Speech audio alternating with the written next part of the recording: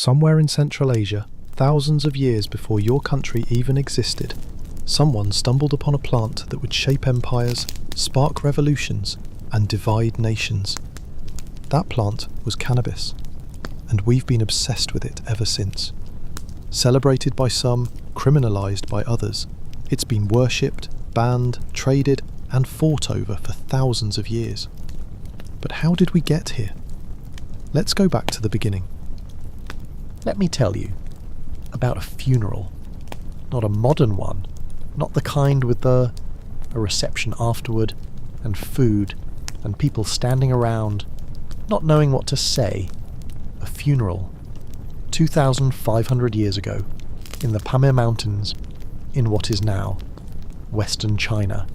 High altitude, cold, thin air, the kind of landscape that makes you feel like you're standing at the edge of the world. Someone important had died, and the people who came to mourn them built something, wooden frames forming a small tent over the grave. Inside the tent, they placed ceramic braziers, small burning vessels, and into those braziers they placed stones, heated until they glowed, and onto those stones they placed cannabis, and then they inhaled. How do we know this? Because in 2019, a team of archaeologists from the Max Planck Institute and the University of the Chinese Academy of Sciences published a study in the journal Science Advances that changed what we knew about the earliest use of cannabis as a psychoactive substance. They analysed the chemical residue found in wooden braziers excavated from the Jizankal cemetery in the eastern Pamirs, dated to around 500 BCE, and what they found was unambiguous cannabis with measurable, significant, elevated levels of THC, not the low THC wild cannabis that grows across Central Asia and has done for millions of years. Cannabis with the psychoactive compound at levels that suggest someone was specifically selecting, specifically cultivating, or specifically seeking out the plants that would produce the effect. They were not burning it accidentally. They were not burning it for warmth. They were not burning it because it happened to be nearby. They knew exactly what they were doing. But here is where the story gets even more extraordinary. The Jizankal cemetery is not the beginning. It is not even close to the beginning. Cannabis, as a plant, evolved approximately 28 million years ago on the eastern Tibetan plateau. According to a pollen study published in 2019, cannabis is one of the oldest, continuously existing plant species with which humans have had a documented relationship, and that relationship did not start with getting high. It started much more practically than that. 12,000 years ago, near the Altai Mountains in Central Asia, humans began using cannabis seeds for food, for oil, for fibre, to make rope and clothing, and eventually paper. The plant was one of the earliest human domesticates, one of the first plants that human beings decided was useful enough to tend, to cultivate, to protect, to carry with them as they moved across the ancient world. The question that archaeologists and historians have been asking for decades is this: when exactly did humans figure out that this particular plant, when burned or consumed in specific ways, did something remarkable to the human mind? The honest answer is we do not know precisely, but we have clues. And the clues point to the mountains. Here is what the scientists believe happened Wild cannabis, growing at low altitude across Central Asia, has naturally low levels of THC, not enough to produce any significant psychoactive effect, just a plant growing wild, useful for its fibre and its seeds, nothing more. But at high altitude, in the mountain ranges of Central Asia, stress from the cold, from the thin air, from the ultraviolet radiation, causes the cannabis plant to produce significantly higher levels of THC. The plant, under stress, produces more of the compound that changes everything, and the people who lived in those mountains noticed. The Scythians, because we cannot tell the story of the first smoke without the Scythians. The Scythians were a nomadic people who dominated the vast steppes of Central Asia from roughly 900 BCE to 200 BCE. They controlled an enormous territory from Siberia to Eastern Europe. They were, by universal agreement of every civilization that encountered them, the most feared, most skilled, most terrifying warriors of the ancient world. The Persians feared them. The Greeks negotiated with them carefully. Even the Mongols, centuries later, would adopt the mounted archery techniques that the Scythians had perfected, and the Scythians got absolutely blazed. In 440 BCE, the Greek historian Herodotus wrote something in his histories that historians have been citing ever since. He described the Scythian ritual after a burial. They would erect a small woolen tent. Inside the tent, they placed a dish of red-hot stones. Then, they threw hemp seeds onto the stones, and the seeds began to smoke, and the Scythians, according to Herodotus, inhaled the vapour, and they howled with pleasure, howled with pleasure. This is not a modern writer using modern language to describe what was happening. This is Herodotus in 440 BCE, watching, or hearing from someone who watched, the most feared warriors in the ancient world, sitting in a tent in a cloud of cannabis smoke, howling with pleasure. The oldest, most vivid, most human description of getting high in the entire historical record. And then the archaeologists confirmed it, because Herodotus, for a long time, was considered by some scholars to be unreliable, an enthusiastic storyteller who may have exaggerated, who may have thus misunderstood what he was seeing or hearing until 2013, when archaeologist Andrei Belinsky, excavating a Scythian tomb near Stavropol in Russia, found gold vessels containing residue of both opium and cannabis in a 2,400-year-old Scythian grave. Herodotus was right. The most feared warriors in the ancient world used cannabis ritually, deliberately, and by the evidence, enthusiastically. China and the first pharmacopoeia, because the Scythians were not alone.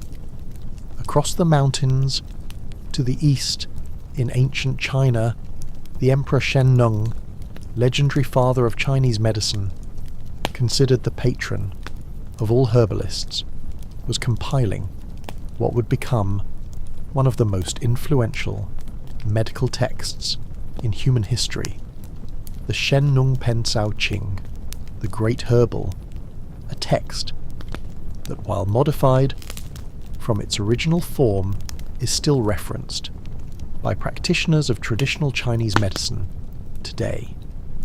And in this text, cannabis was listed as medicine, for rheumatism, for gout, for malaria, for pain, for, interestingly, absent-mindedness. The earliest documented case of cannabis being used medicinally dates to approximately 2800 BCE in this same Chinese tradition. Nearly 5,000 years ago, someone in ancient China gave a patient cannabis for their rheumatism, and it apparently worked. And then the Chinese physician Hua Tuo, who practiced in the 2nd century CE, took things considerably further. Hua Tuo was performing abdominal surgery in the 2nd century, before the existence of modern anaesthesia by approximately 1700 years, and he was doing it with the patient unconscious, anaesthetised, by a mixture he called Mafei-san hemp boiling compound mixed with wine, the first recorded surgical anaesthesia in human history used cannabis as the active ingredient. In the 2nd century, 2,000 years ago, we did not discover that cannabis had medical value. In the 20th century, we forgot that it had medical value in the 20th century, and then, slowly, painfully, at the cost of enormous human suffering, we remembered India and the gift of Shiva, because China was not alone in recognizing what the plant could do. In ancient India, cannabis had a different name, a different story, and a different place in the fabric of the culture. The Vedas, the sacred Hindu texts, among the oldest written texts in human history, possibly compiled as early as 2000 to 1400 BCE, describe cannabis. They call it a source of happiness, a joy giver, a liberator, compassionately given to humans to help them attain delight and lose fear. The oldest, most ancient, most human reason for using a substance that has ever been recorded, not to get high, to lose fear and shiver.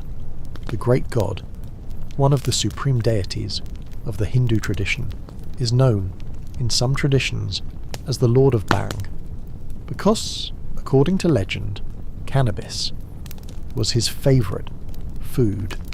14% of Hindu holy men surveyed in modern studies believe that cannabis was used by Shiva himself, and in certain Shaivite traditions, the ritual use of bhang, cannabis, prepared as a drink, is not just tolerated, it is sacred, a direct connection to the divine, a substance not of human origin, but of divine gift, the Silk Road and the spreading, because all of this was happening simultaneously in different places, in different traditions, with different names and different purposes, but with the same plant. And then the Silk Road opened, the most important, most consequential, most transformative trade route in the history of the ancient world, connecting China to Persia, to the Arab world, to the Mediterranean, to Rome, to Greece, to Egypt, and cannabis travelling with the merchants, moving along the spokes of the wheel, arriving in civilization after civilization as both medicine and ritual, and eventually pleasure. The plant had always been extraordinary. The Silk Road just told the world what the plant actually is, because before we leave this chapter, I want to tell you what the plant actually is at a chemical level, simply, clearly, because understanding this makes everything that comes later make more sense, cannabis contains over 100 different chemical compounds called cannabinoids. The two most important for our story are THC and CBD. THC, tetrahydrocannabinol, is the compound that produces the psychoactive effect, the thing the Scythians were howling about, the thing that Herodotus noticed, the thing that the Jerzankel mourners were inhaling over a hot stone in a tent in the Pamir Mountains 2,500 years ago. CBD, cannabidiol, is the compound that produces therapeutic effects without the psychoactive high, anti-inflammatory, anti-anxiety, the compound that modern medicine has spent the last 3 decades frantically trying to understand after spending the previous 5 decades making it illegal to study, and then the endocannabinoid system, because this is the part of the chapter that I want you to carry with you into everything that comes after. In 1988, researchers discovered something in the human brain that nobody had known was there, a receptor, now called the CB1 receptor, located throughout the brain and the central nervous system, and it responded specifically to the compounds in cannabis. This was immediately confusing. Why would the human brain have a receptor specifically designed to respond to a plant compound? The answer came 4 years later. In 1992, researchers identified a compound that the human brain produces naturally by itself, without any external plant. They called it anandamide, from the Sanskrit word ananda, meaning bliss. Your brain makes its own version of the compound in cannabis. Your brain has been making it since before the first human ever touched the plant, and the plant evolved compounds that fit the same receptors that your brain was already using for its own internally produced bliss. The Scythians, who howled with pleasure, were not discovering something foreign. They were amplifying something that was already inside them. The ancient Chinese physician who anesthetized his patient with hemp boiling compound was using a plant that spoke the same language as the patient's own brain, and the mourners in the Pamir Mountains who lit the braziers and inhaled at a funeral were not doing something strange. They were doing something that the human body was, in some small but undeniable way, already designed for. Let the mountains settle into the dark, the first smoke rising, the Scythians howling, the Chinese emperor writing it down, the Vedas calling it a liberator, and the endocannabinoid system waiting inside every human brain for the moment the plant arrives. Chapter 2 is waiting. God smokes, Shiva, Moses, and the sacred plant, the extraordinary, controversial, carefully sourced evidence that cannabis was used not just in the mountains, not just on the steppes, but inside the temples, in the most sacred buildings of 3 ancient traditions, on the altars where priests stood before their god, but only when you need it. The mountains are behind us, the temples are ahead, and the smoke is rising from somewhere entirely unexpected. In 2020, archaeologists published a paper that made a significant portion of the religious world deeply uncomfortable. They had been analysing the chemical residue found on 2 limestone altars excavated from Tel Arad, an ancient fortress in the Negev desert in what is now southern Israel. The altars dated to the 8th century BCE, to the period of the Kingdom of Judah, to the time when the Temple of Solomon stood in Jerusalem. On one altar they found frankincense, expected, documented, consistent with everything the historical record said was burned in Israelite worship. On the other altar they found cannabis, with measurable, elevated levels of THC, and not accidentally mixed with animal dung, specifically to lower the burning temperature and maximize the production of the psychoactive compounds.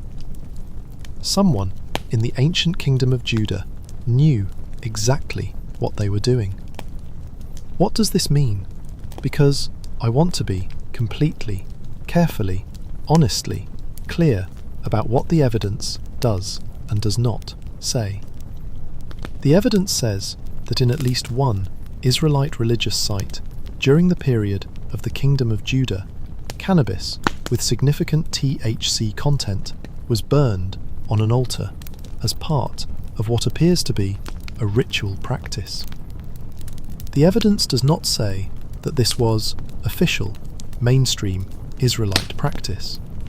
In fact, the Tel Arad shrine was apparently, eventually, shut down, possibly as part of religious reforms by King Hezekiah, who is described in the Bible as purging unauthorized religious practices from Israelite worship.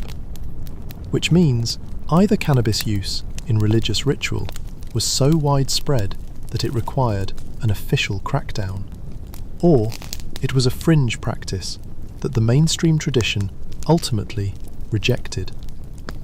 Either way, somebody in ancient Israel was getting high at church. The anointing oil and the extraordinary claim. Because Tel Arad is not the only place where cannabis and the ancient Israelite tradition appear in the same conversation. In 1936, a Polish anthropologist named Sula Bennett published research arguing that a word in the original Hebrew text of the Old Testament had been mistranslated. For centuries, the word was kaneh bosm. It appears in the book of Exodus in the recipe for the holy anointing oil that God instructed Moses to prepare and use for the consecration of the tabernacle and the priests who served in it.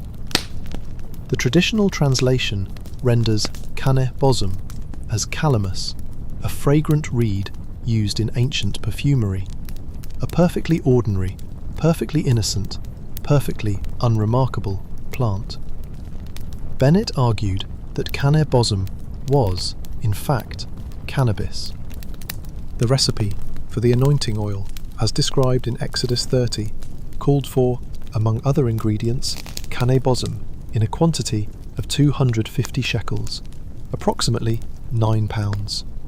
If Bennett is correct, then the holy anointing oil that Moses was instructed by God to prepare and use to consecrate the tabernacle, the Ark of the Covenant, the priests, contained cannabis in significant quantities, and the priests anointed with it would have absorbed the THC through their skin. This is a contested claim. Many scholars dispute Bennett's translation. The linguistic evidence is genuinely debated, and we are honest enough to present it as what it is, a serious academic argument, not a settled fact. But the argument exists. The evidence has been published, and the Tel Arad discovery in 2020 gave it considerably more weight than it had before. Shiva and the gift that changed India. Because we established in Chapter 1 that the Hindu tradition holds cannabis as a gift of the divine, but the story of Shiva and the plant is deeper than that. According to legend, Shiva, the destroyer, the transformer, the supreme deity of many Hindu sects, retreated one day into the fields after a dispute with his family, seeking solitude, seeking peace. In those fields, he found a cannabis plant. He ate its leaves and was immediately refreshed, revived, restored. And from that moment, the plant became sacred to him, his favourite food, according to some traditions, the plant that gave him what he needed in the moment he needed it most. Shiva, the lord of Bang, the god who found the plant in a field on a difficult day and recognised immediately what it was. Bang, the sacred drink. Because the relationship between Shiva and cannabis did not remain in legend. It became practice. Living, breathing, ongoing practice that continues to this day. Bang, a preparation of cannabis, typically ground into a paste, mixed with milk, spices, and sometimes nuts or sugar, has been consumed in India for religious purposes for at least 3,000 years. During the festival of Holi, the festival of colours, one of the most joyful, most widely celebrated festivals in the Hindu calendar, Bang is consumed openly, publicly, communally as a religious sacrament, a gift to Shiva, a celebration of life through the plant that he loved. Not a subculture, not a fringe practice, the mainstream of one of the oldest, most widely practiced, most deeply rooted religious traditions on earth. The Sufi mystics and the path to God. Because the Hindu tradition was not alone in finding something sacred in the plant. In the Islamic world, beginning around the turn of the second millennium, hashish, cannabis resin, began to spread from the Persian world into the Arab world, carried in part by Sufi mystics. The Sufis, the mystical tradition within Islam, who sought direct, personal, immediate experience of the divine, found in cannabis something that aided their contemplative practice. The altered state, the dissolution of the ordinary self, the opening of perception that cannabis produced, was understood by some Sufi teachers as a door, not a destination. A door that, under the right conditions, with the right intention, could open onto something that ordinary consciousness could not reach. The cannabis and the capnobatai. Because there is one more extraordinary, ancient connection between cannabis and the sacred that almost nobody talks about. In ancient Thrace, in what is now, roughly, Bulgaria and northern Greece, there was a class of religious practitioners known as the capnobatai. The word, in ancient Greek, means those who walk on smoke, or those who walk on clouds. They were shamans, spiritual intermediaries between the human world and the world beyond it, and they burned cannabis flowers to induce their trance states. The smoke carrying them into the altered consciousness, where, according to their tradition, the spirits could be reached, the ancestors consulted, the divine approached. Those who walk on smoke, the smoke of cannabis, carrying them above the ordinary world into whatever lay beyond it. What all of this tells us, because I want to step back for a moment from the specific traditions and look at the pattern. China, medicine, India, sacrament, ancient Israel, ritual, Thrace, shamanism, the Scythians, ceremony, the Sufi mystics, contemplation, across every culture that encountered this plant in the ancient world, the response was remarkably consistently the same. They did not treat it as a dangerous substance, to be feared, controlled, criminalized. They treated it as a gift, a tool, a door, something to be approached with intention, with ritual, with respect for what it could do to the human mind. The criminalization that came later was not the conclusion of thousands of years of human experience with the plant. It was a radical, recent political departure from everything humanity had concluded before the Rastafari and the living tradition, because the sacred use of cannabis is not only in the ancient past. The Rastafari movement, which began in Jamaica in the 1930s, holds cannabis, which they call ganja, as a holy sacrament, a direct connection to Jah, their name for God. The use of ganja in Rastafari is not recreational. It is explicitly, deliberately, profoundly religious, a meditation aid, a prayer aid, a way of opening the mind and the heart to the divine in the same way that the Kapnobatai opened their trance, that the Sufi mystics opened their contemplation, that the mourners in the Pamir Mountains opened whatever they were trying to open at that funeral 2,500 years ago. The tradition of the sacred plant is not dead. It is living, practiced, right now, tonight.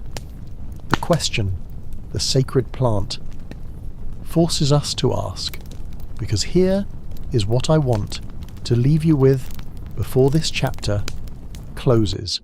Every major, significant civilization that encountered cannabis in the ancient world reached the same conclusion, not independently, in isolation, but repeatedly, across continents, across centuries, across completely different cultural frameworks, the same conclusion. This plant does something to the human mind that is worth paying attention to. The Chinese called it medicine. The Hindus called it a gift. The Sufi mystics called it a door. The Kapnobatai called it a cloud to walk on. None of them called it a crime. Let the temples settle into the smoke that rose from their altars. The sacred plant in every tradition that touched it, treated with reverence, approached with intention, used for healing, for connection, for the opening of something that ordinary life kept closed. The Silk Road gets everyone high. The most important trade route in human history, carrying, along with the silk, the spices, the gold, the plant from Central Asia into every civilization the ancient world had to offer. How cannabis travelled from the mountains to the markets, to the medicine chests, to the mystics of the entire ancient world. But only when you need it. The temples are behind us. The road is ahead. And it leads everywhere.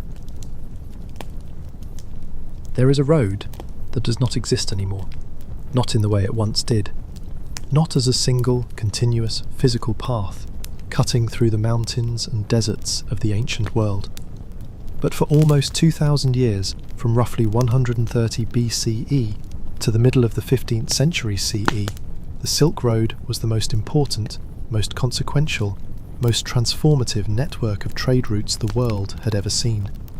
It connected China to Central Asia, to Persia, to the Arab world, to the Mediterranean, to Rome, to Egypt, to Europe. And it did not just move silk. It moved spices, precious metals, glassware, paper, gunpowder, ideas, religions, languages, and, travelling quietly in the medicine chest of nearly every caravan that made the journey, a plant. Why the Silk Road matters for our story. Because before the Silk Road, cannabis was a regional phenomenon. It grew in Central Asia. It was used by the people who lived there, and by those, like the Scythians, who travelled the steppes nearby.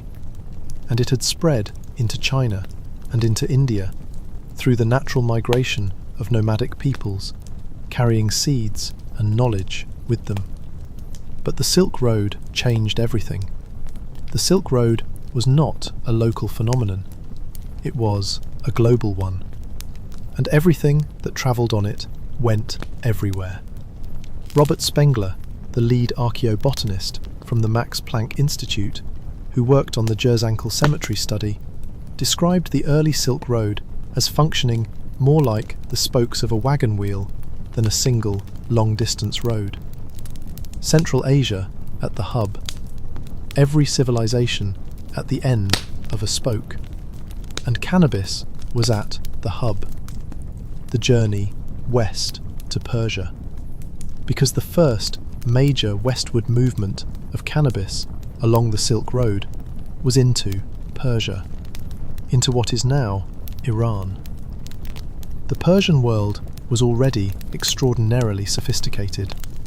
The Achaemenid Empire, at its height, was the largest, most diverse, most administratively complex empire the ancient world had yet produced, stretching from modern-day India to modern-day Greece, encompassing dozens of languages, hundreds of cultures, and the most advanced bureaucratic system the ancient world had ever seen. And into this world, cannabis arrived, as medicine, as ritual, and, increasingly, as something else.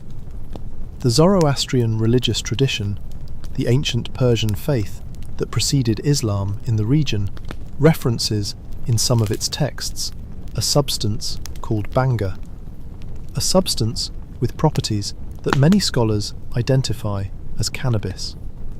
The plant, arriving in Persia, did not arrive as a foreign curiosity. It arrived as something the Persian world recognized immediately and incorporated into the fabric of its culture.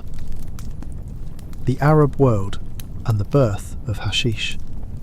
Because, as the Silk Road continued to operate across the centuries, and as the Islamic world expanded and flourished, cannabis in a new form arrived in the Arab world. Hashish, cannabis resin, the compressed, concentrated, extraordinarily potent preparation of the plant that would go on to become one of the most culturally significant substances in the medieval Islamic world. Around the turn of the second millennium, approximately 1000 CE, hashish began to spread from the Persian world into the Arab world. And the Arab world did not know what to do with it. Not immediately, because hashish was stronger, more concentrated, more immediately, obviously, powerfully psychoactive than anything most people in the medieval Arab world had encountered before. And it produced debates. Theological debates, legal debates, cultural debates that are, in some ways, a mirror of the debates the modern world is still having. Right now, today. The story of the assassins. Because no chapter about cannabis and the medieval Arab world would be complete without the story of the assassins. And without being completely honest about what the story actually says and what it does not. The word assassin is believed by many historians to derive from the Arabic hashashin, users of hashish. The assassins were a real historical group, a sect of Ismaili Muslims active from the 11th to the 13th centuries in Persia and Syria, known for political assassination as a strategic tool. The story, told by Marco Polo and others, was that the assassins were given hashish to induce a vision of paradise, and then promised that they would return to that paradise if they completed their assigned mission. It is an extraordinary story. It is also almost certainly exaggerated or entirely fabricated. Most modern historians believe that the Hashashin theory was, at least partly, a propaganda invention by enemies of the sect, designed to discredit and dehumanize them. The assassins were feared not because they were drug-addled fanatics, but because they were extraordinarily disciplined, extraordinarily effective, and extraordinarily committed political operators.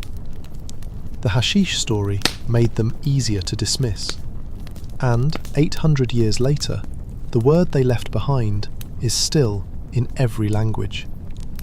Into Egypt and the mystical travellers, because hashish did not stop at the borders of the Persian and Arab worlds.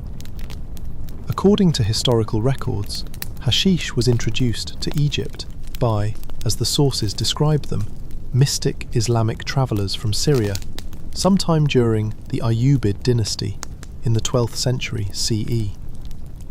The Ayyubid dynasty, founded by Saladin, the same Saladin who reclaimed Jerusalem from the Crusaders in 1187, the same dynasty that oversaw one of the most remarkable cultural flourishings in medieval Islamic history.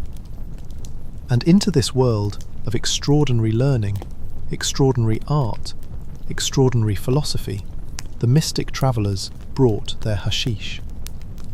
Egypt, which would go on to become one of the most significant cannabis-using cultures in the medieval world, was introduced to the plant by people seeking God. Not pleasure, not escape. God.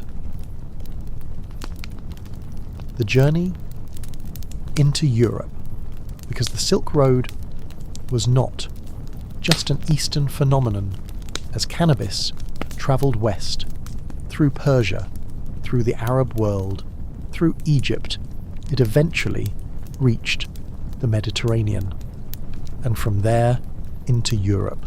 Hemp, the low THC variety of the cannabis plant, had actually already been in Europe for centuries, used for fibre, for rope, for sails, for clothing. The Roman navy, the most powerful naval force the ancient world had ever produced, sailed on hemp ropes. Hemp canvas covered the hulls of the ships that made Rome a maritime empire.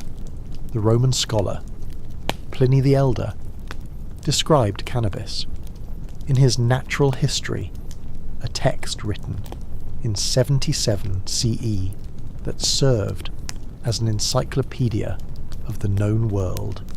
He described its medicinal uses, its fibre uses, its presence across the empire.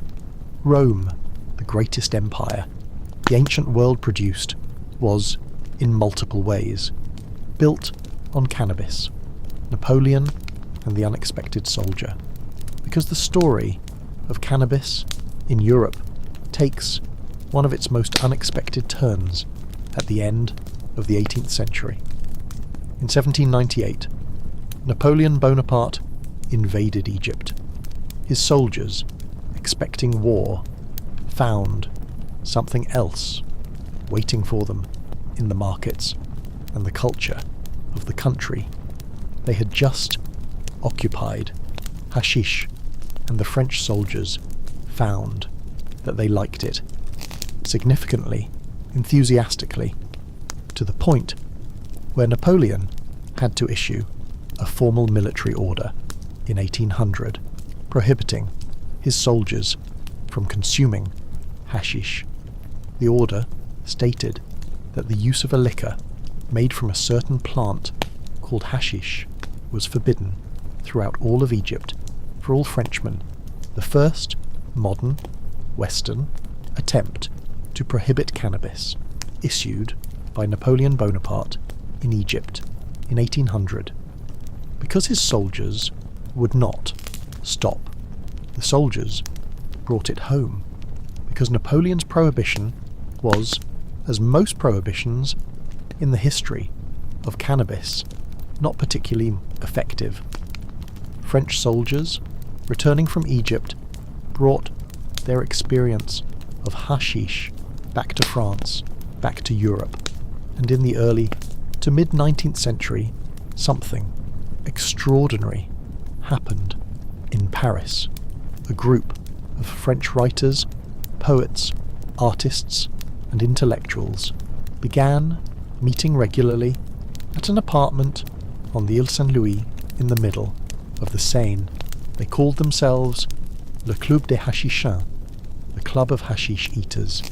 Among their members, or those who attended their gatherings, were Victor Hugo, Alexandre Dumas, Honoré de Balzac, Charles Baudelaire, Théophile Gautier, the greatest, most influential French literary minds of the 19th century, meeting regularly in a Paris apartment to eat hashish and write about what they experienced.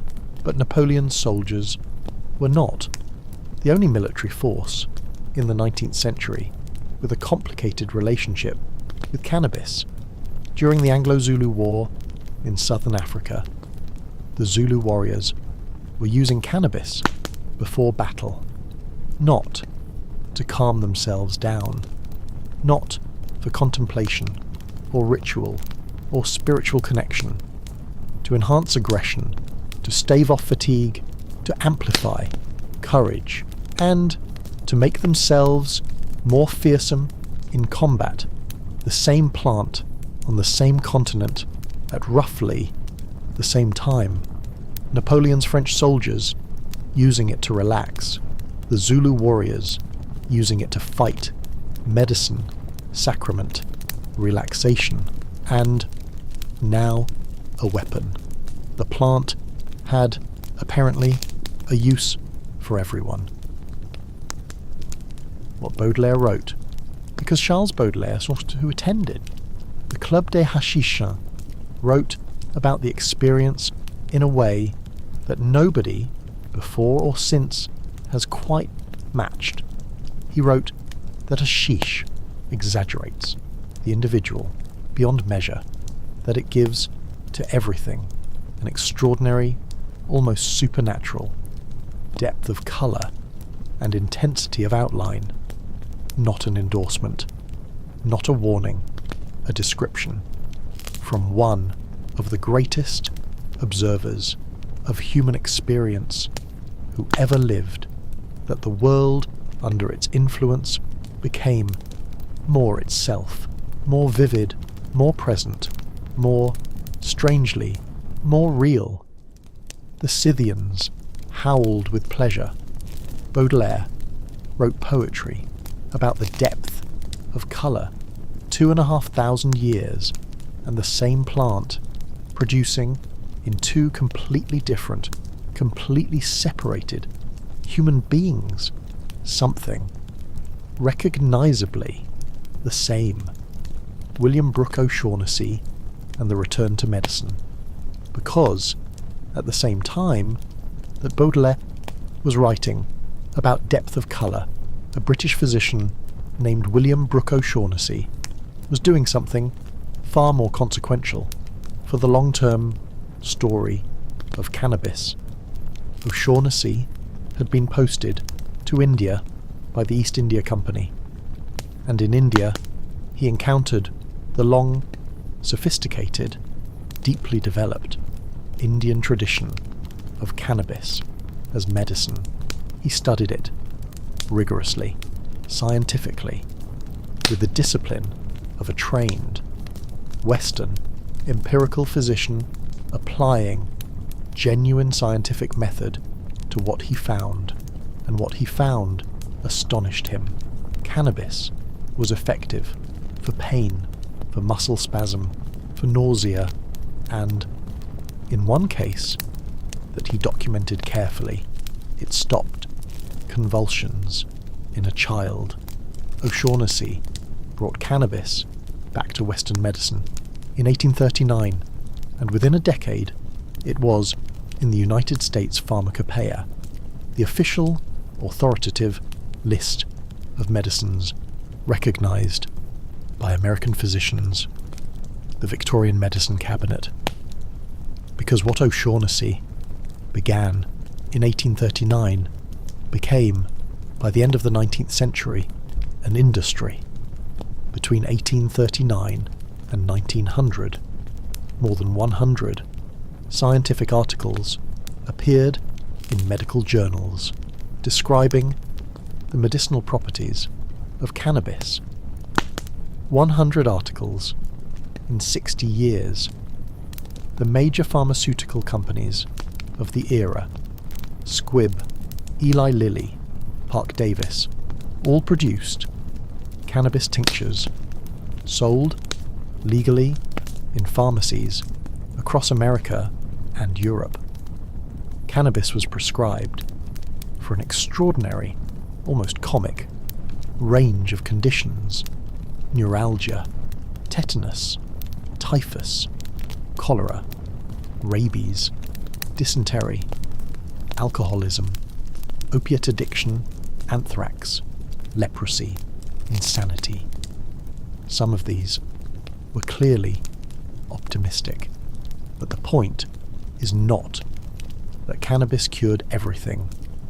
The point is that at the end of the 19th century, cannabis was a mainstream, widely used, legally available, medically recognized medicine. And then, one man in one decade took all of that and, with remarkable speed, remarkable cynicism, remarkable dishonesty, destroyed it. The map and what it tells us, because before this chapter closes, I want you to see the full picture of what the Silk Road actually accomplished for cannabis. In 130 BCE, cannabis was a plant known to the people of Central Asia, China, and India. By 1500 CE, it had travelled to Persia, to the Arab world, to Egypt, to sub-Saharan Africa, where it had been carried by Arab traders, to Europe via the medieval Islamic world and the returning Crusaders and Napoleon's soldiers, to the Americas by the Spanish, who brought hemp for rope and fibre to their new colonies. By 1900, there was not a single inhabited continent on Earth where cannabis was not known. The plant that evolved 28 million years ago on the Tibetan plateau had travelled the entire inhabited surface of the Earth, and everywhere it arrived, it was recognised, named, used, incorporated. The plant did not need an advertising campaign. It just needed a road. Let the road settle into the dust it was made of. The plant travelling, civilization after civilization, recognising it, naming it, using it, incorporating it into medicine, into ritual, into poetry, into war. The plant that built America, the extraordinary, almost entirely forgotten role of cannabis in the founding and early history of the United States of America. George Washington, growing it for 30 years. Thomas Jefferson, drafting a document on hemp paper. The American colonies, legally required to grow it. And the most surprising, most counterintuitive, most genuinely astonishing detail in the entire American founding story, but only when you need it. The Silk Road is behind us. America is ahead. and Washington is in the fields. Here is something that American history class never taught you. The founding fathers did not just tolerate cannabis. They grew it. They depended on it. They wrote laws requiring it, and at least one of them grew it for 30 years and left behind diary entries that suggest he was doing something considerably more interesting than making rope. Tonight, we are going to look at the chapter of the cannabis story that America has been most determined to forget. The plant that helped build the most powerful nation on earth, hemp, and the American colonies, because the story starts before George Washington, before the Revolution, before there was an America to build. When the British established their colonies along the eastern seaboard of North America in the early 1600s, they faced an immediate, practical, urgent problem. They needed rope, they needed canvas, they needed fibre for sails, for clothing, for the 1,000 practical demands of building a civilization from scratch in a wilderness. And the best source of all of those things in the 17th century was hemp, cannabis, the same plant, the low THC variety, grown for fibre, not for the effect that the Scythians had been howling about 2,000 years earlier. And so, the British Crown did something that would astonish anyone who knows what came later. They required the American colonists to grow it, required by law, not encouraged, not subsidized, required.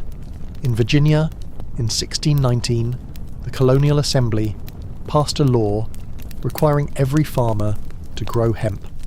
Every farmer, not as an option, as a legal obligation. In Massachusetts, in Connecticut, in other colonies, similar requirements followed. The colonies needed hemp the way modern economies need oil. It was the essential resource without which the entire enterprise of building a new civilization could not function. Hemp rope rigged the ships that brought people across the Atlantic. Hemp canvas covered those ships' sails. Hemp fibre made the clothing that kept the colonists warm through their first brutal American winters, and hemp in a detail that most people find genuinely astonishing was used to make paper. The paper on which the most important documents in American history were drafted. The Declaration of Independence and hemp paper, because let's be completely precise about this claim. The final, official, parchment copy of the Declaration of Independence is made from animal skin, vellum or parchment, not hemp, but the working drafts, the early versions, the documents on which Jefferson, Franklin, Adams worked and revised and argued about the exact words that would announce a new nation to the world were drafted on hemp paper. The thinking was done on hemp. The final declaration was transcribed onto something more permanent, and Thomas Jefferson, who wrote those drafts, also grew hemp at his plantation, Monticello, in Virginia, for years, documented in his agricultural records. Two of the three men most responsible for the founding of the United States of America grew cannabis on their plantations. George Washington and the diary, because George Washington deserves his own moment. Washington grew hemp at Mount Vernon for approximately 30 years, from roughly 1745 to 1775. This is not disputed. It is documented in his agricultural ledgers, in his correspondence, in the records of Mount Vernon, which are meticulously preserved and publicly available. But it is the diary entries that are interesting. In one entry, Washington wrote, began to separate the male and female hemp at dew, rather too late. In another, made a new pen for the hemp at the ferry and housed the hemp grown there. And in another, the English hemp, that is, the hemp from the English seed, was picked at Muddy Hole today and was ripe. Now, the separating of male and female hemp plants is something that a farmer growing hemp purely for fibre does not need to do. In fact, for fibre production, you want the male and female plants to pollinate. But if you are growing hemp for its psychoactive properties, you separate the male and female plants because an unpollinated female plant produces significantly higher concentrations of THC. Washington noted in his own hand that he began the separation rather too late. Draw your own conclusions, Benjamin Franklin and the hemp mill, because Washington and Jefferson were not the only founding fathers with a cannabis connection. Benjamin Franklin, inventor, diplomat, writer, scientist, one of the most extraordinary minds the 18th century produced, owned and operated one of the first hemp paper mills in the American colonies. The same Benjamin Franklin who flew a kite in a thunderstorm, who negotiated the alliance with France that won the American Revolution, who helped draft the Constitution, also ran a hemp paper mill and used that mill to produce the paper on which he printed his famous newspaper, the Pennsylvania Gazette. 3 founding fathers, Washington, Jefferson, Franklin, all 3 connected to cannabis in documented, historically verifiable, undeniable ways. The plant that built America was grown by the men who built America.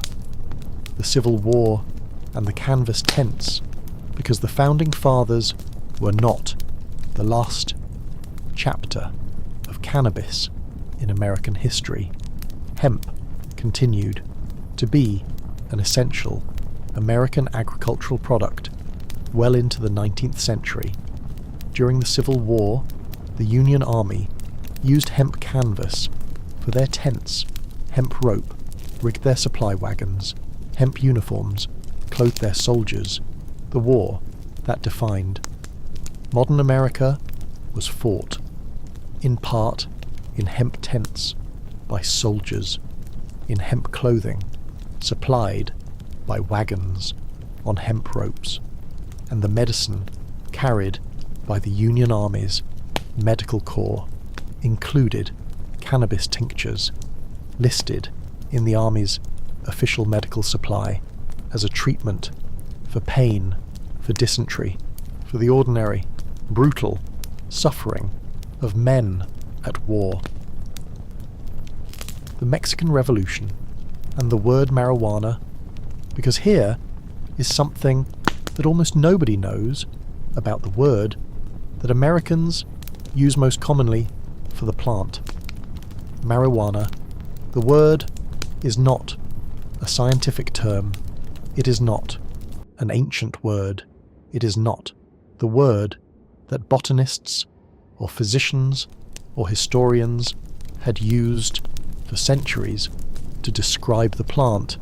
Marijuana is a Mexican Spanish word, and it entered the American vocabulary through one of the most consequential and least discussed immigration events in American history.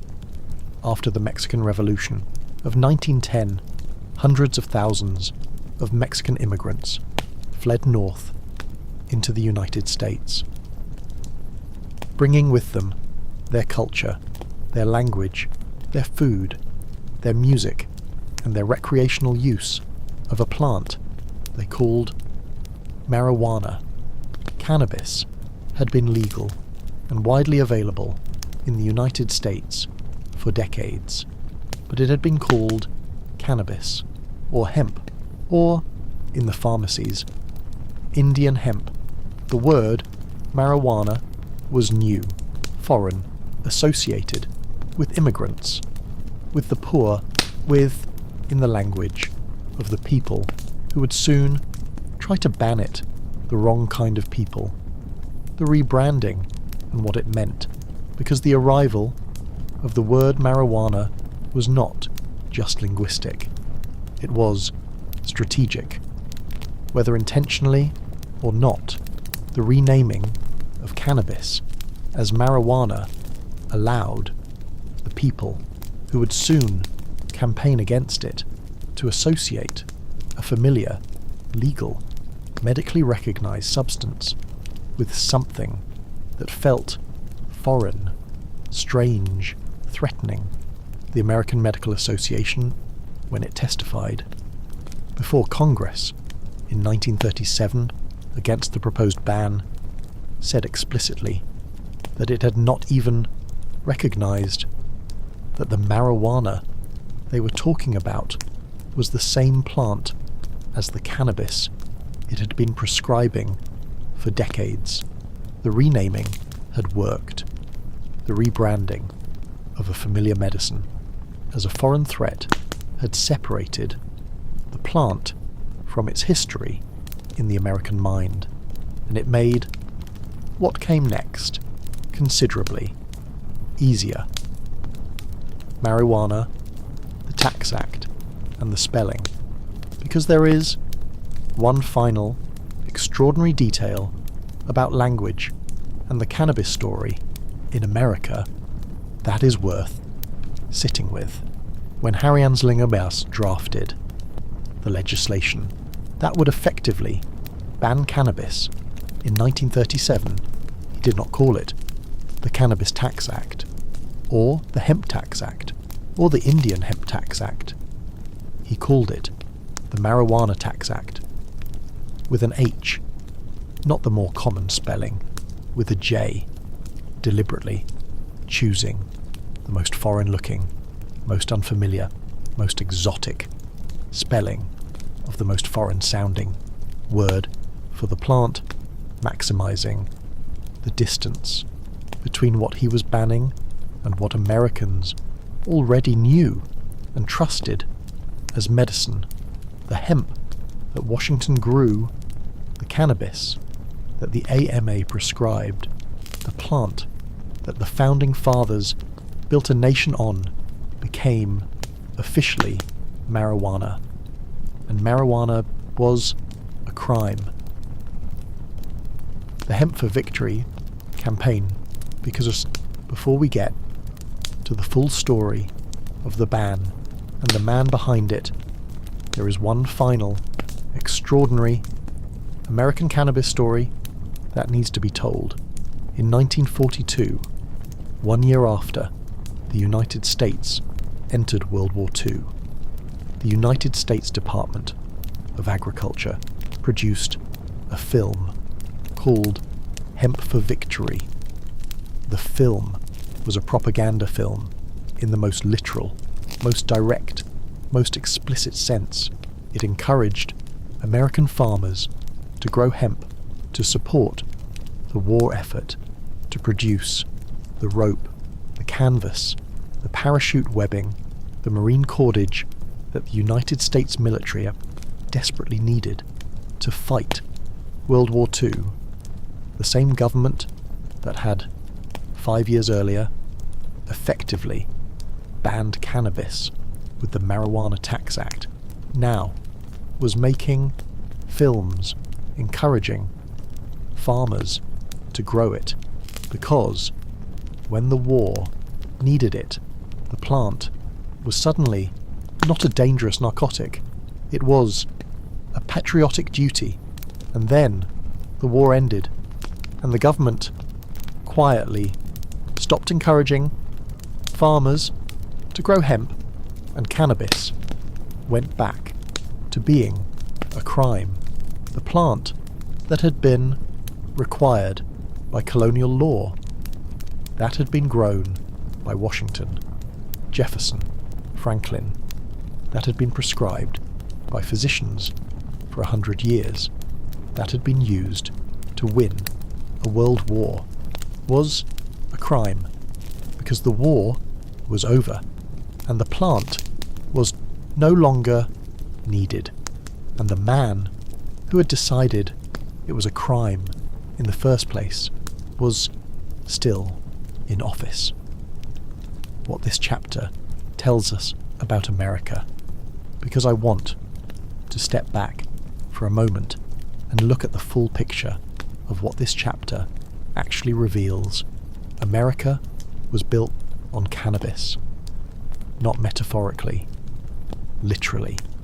The ships, the sails, the rope, the clothing, the paper, the founding documents, the medicine, the war effort, all of it dependent on a plant that a later generation decided to call a dangerous narcotic with no medical value.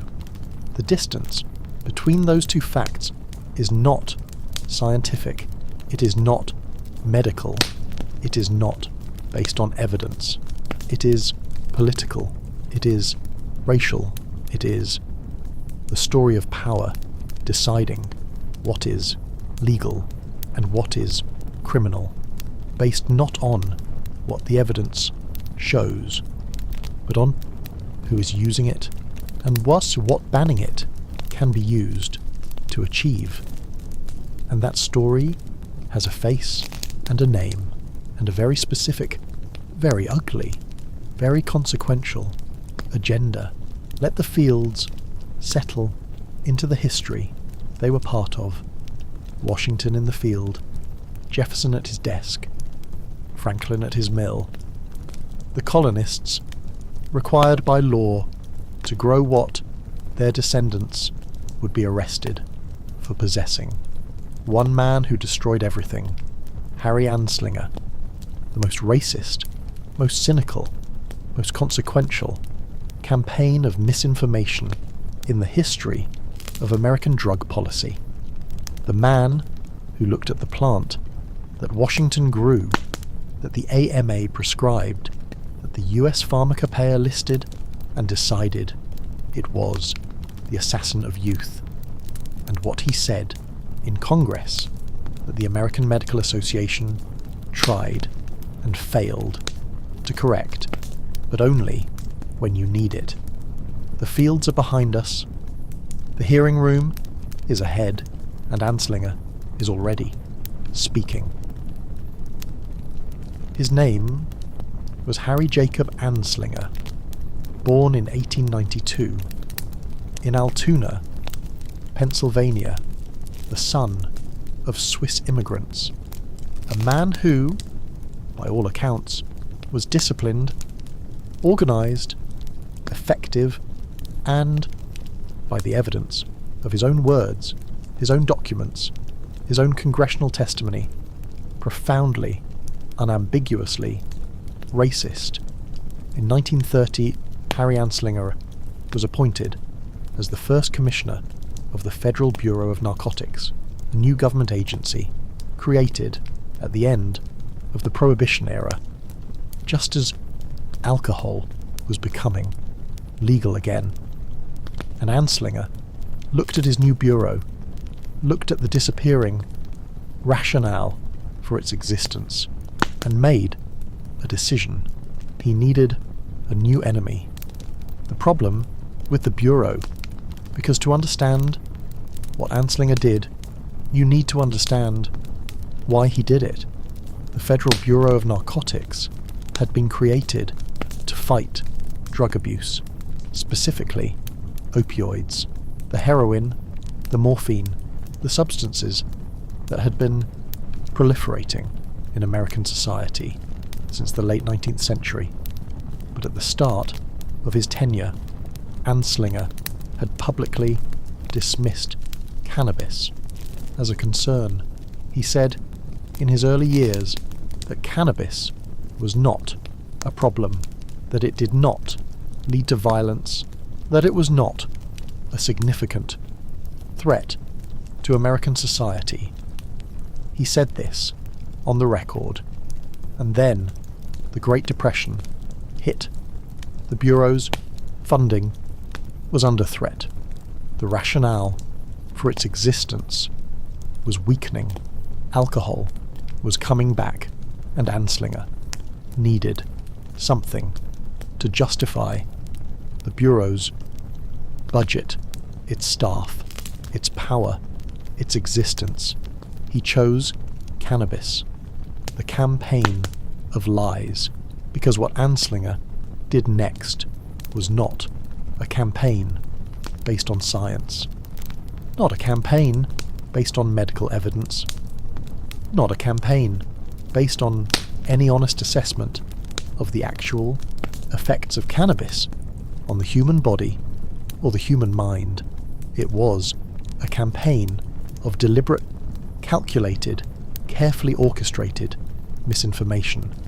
Anslinger built a file.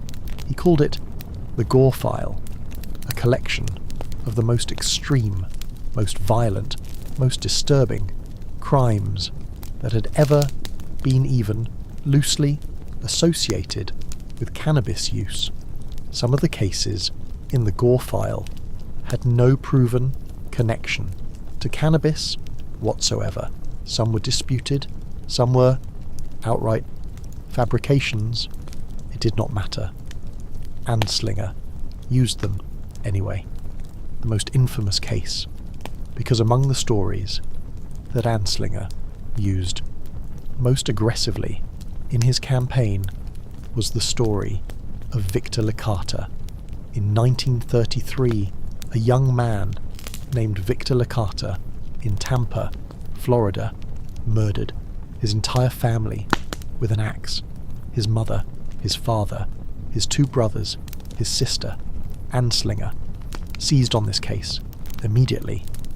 He told Congress, he told the press, he told anyone who would listen that Victor Licata had committed this act because he was high on marijuana.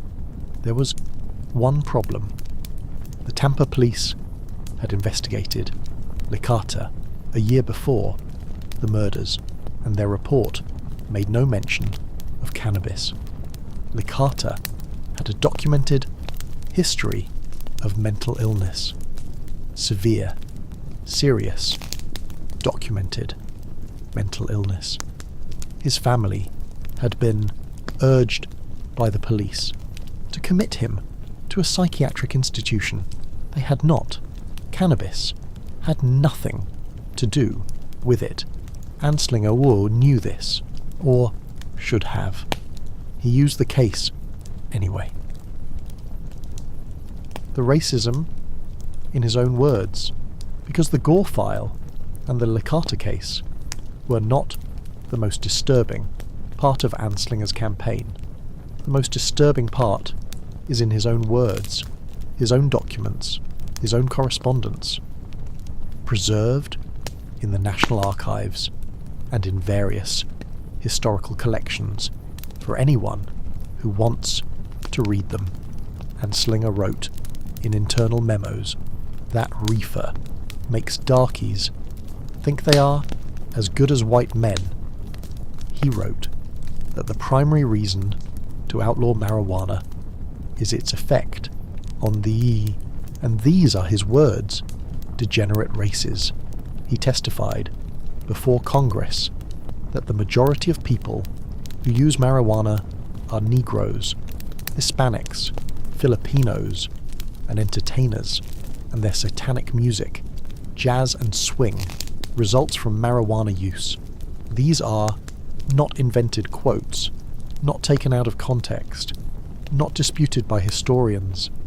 These are the words of the man who wrote the legislation that banned cannabis in America, in his own hand, in his own files. Reefer Madness, the film. Because Anslingham was not working alone. In 1936, a propaganda film was released in America, originally titled Tell Your Children, later, and more famously, known as Reefer Madness. The film depicted a group of teenagers who smoke marijuana and immediately descend into violence, sexual depravity, madness, and murder, a hit-and-run accident, a manslaughter, an attempted rape, all caused by marijuana, after a single joint. The film was, by any objective standard, laughably, absurdly, wildly exaggerated. A generation later, it would be screened in college dormitories as comedy, students watching it and laughing at how, obviously, hysterically, detached from reality it was. But in 1936, it was screened as fact, as warning, as the truth about what this plant did to your children. The congressional hearing, 1937. Because Reefer Madness and the Gore file and the racist memos were all part of the same campaign, building toward, one moment, the congressional hearing on the Marijuana Tax Act, 1937, Anslinger testified before Congress. He brought his Gore file. He cited his cases. He told them about Victor Licata. He told them about the violence, about the madness, about the satanic music, about the degenerate races, and Congress listened. The American Medical Association sent a representative to testify against the bill. Dr. William Woodward, the AMA's Legislative Counsel, argued that cannabis had legitimate medical uses, that the evidence did not support what Anslinger was claiming, that the legislation would harm patients and restrict legitimate research. A congressman responded to Woodward with this: if you cannot say something in favour of this bill, we're wondering why you're here. The AMA was dismissed. The bill passed. What the Marijuana Tax Act actually did, because technically the Marijuana Tax Act did not outright ban cannabis. The federal government at that time did not believe it had the constitutional authority to simply ban a plant, so instead it taxed it. But the tax was designed specifically to be unpayable. The marijuana tax stamps that were required for legal possession or sale of cannabis were almost never actually issued. You could not get the stamp without possessing the cannabis, but possessing the cannabis without the stamp was illegal. A catch-22 written into federal law deliberately to make legal cannabis effectively impossible, while maintaining the technical fiction that it wasn't banned. The first marijuana peddlers were arrested that same year, 1937, the first known ban in history. Because before Anslinger, before Nixon, before the war on drugs, there had been one earlier documented attempt to ban cannabis.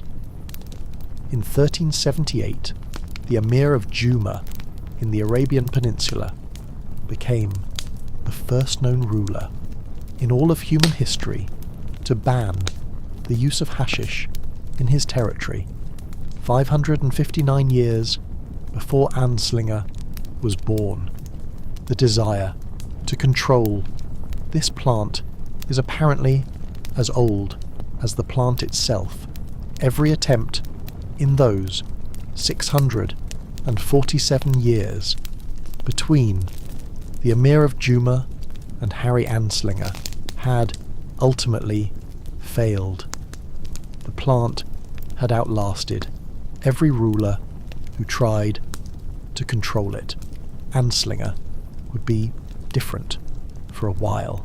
Anslinger's reach beyond America, because Anslinger was not satisfied with banning cannabis in America. He wanted the world. Through his position on international narcotics committees, through his influence on the League of Nations, and later the United Nations, Anslinger pushed aggressively for global prohibition. He pressured other countries to adopt America's approach. He shaped the international drug treaties that governed global drug policy for decades. The 1961 Single Convention on Narcotic Drugs, the international treaty that established the global framework for drug prohibition, bears the unmistakable fingerprints of Harry Anslinger, one man from Altoona, Pennsylvania, who needed a budget justification in 1930, shaped global drug policy for the rest of the century. What the American Medical Association said afterward, because in the years after the Marijuana Tax Act passed, the scientific community did not go quietly. In 1944, 7 years after the ban, the New York Academy of Medicine released what became known as the LaGuardia Report, named for Fiorello LaGuardia, the mayor of New York, who had commissioned it.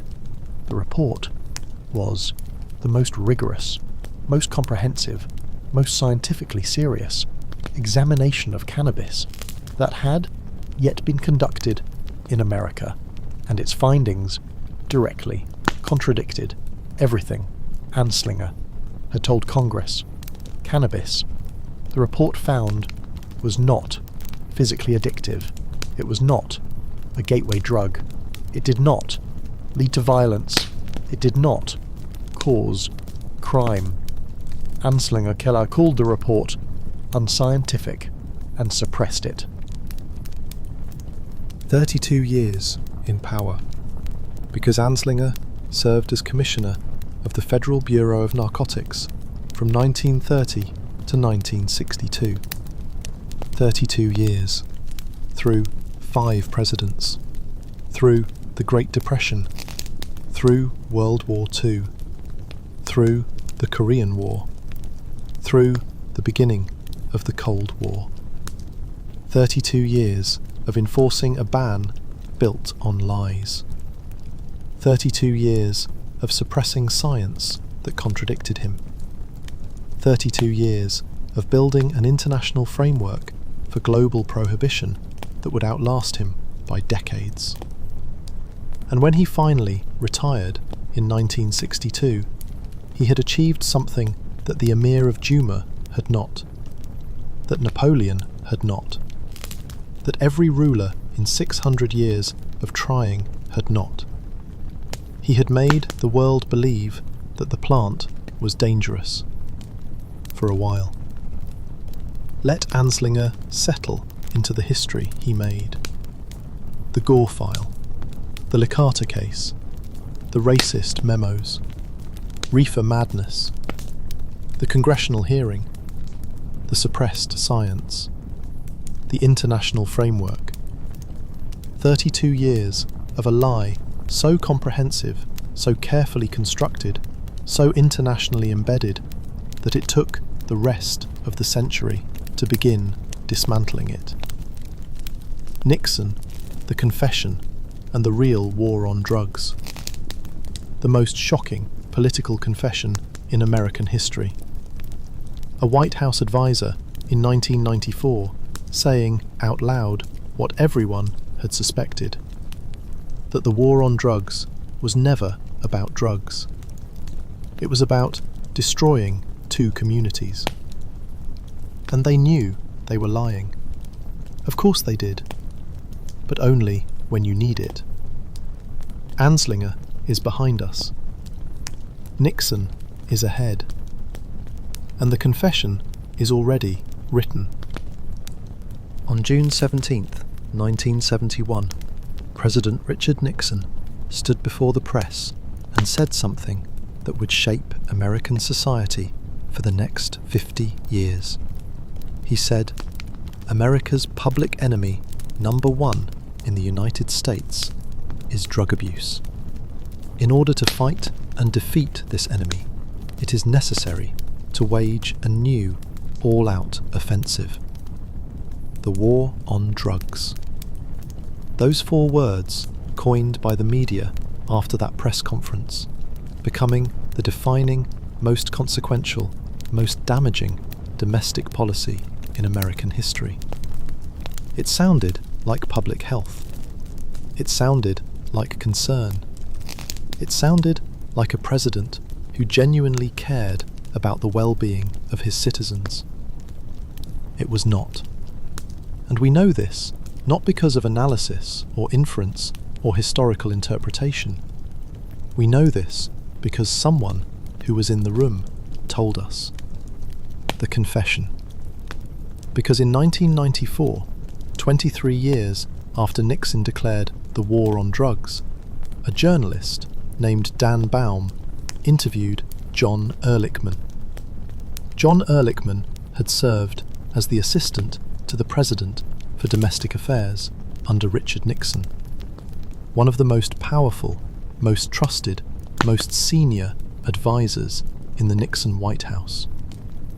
By 1994, Ehrlichman had served 18 months in prison for his role in the Watergate scandal. Nixon was dead. The administration that had employed him was long in the past.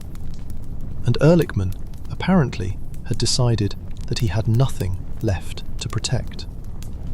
He told Dan Baum something that Baum sat on for years, publishing it, finally, in Harper's Magazine in 2016. And what Ehrlichman said was this: the Nixon campaign in 1968 and the Nixon White House after that had 2 enemies: the anti-war left and black people. We knew we couldn't make it illegal to be either against the war or black.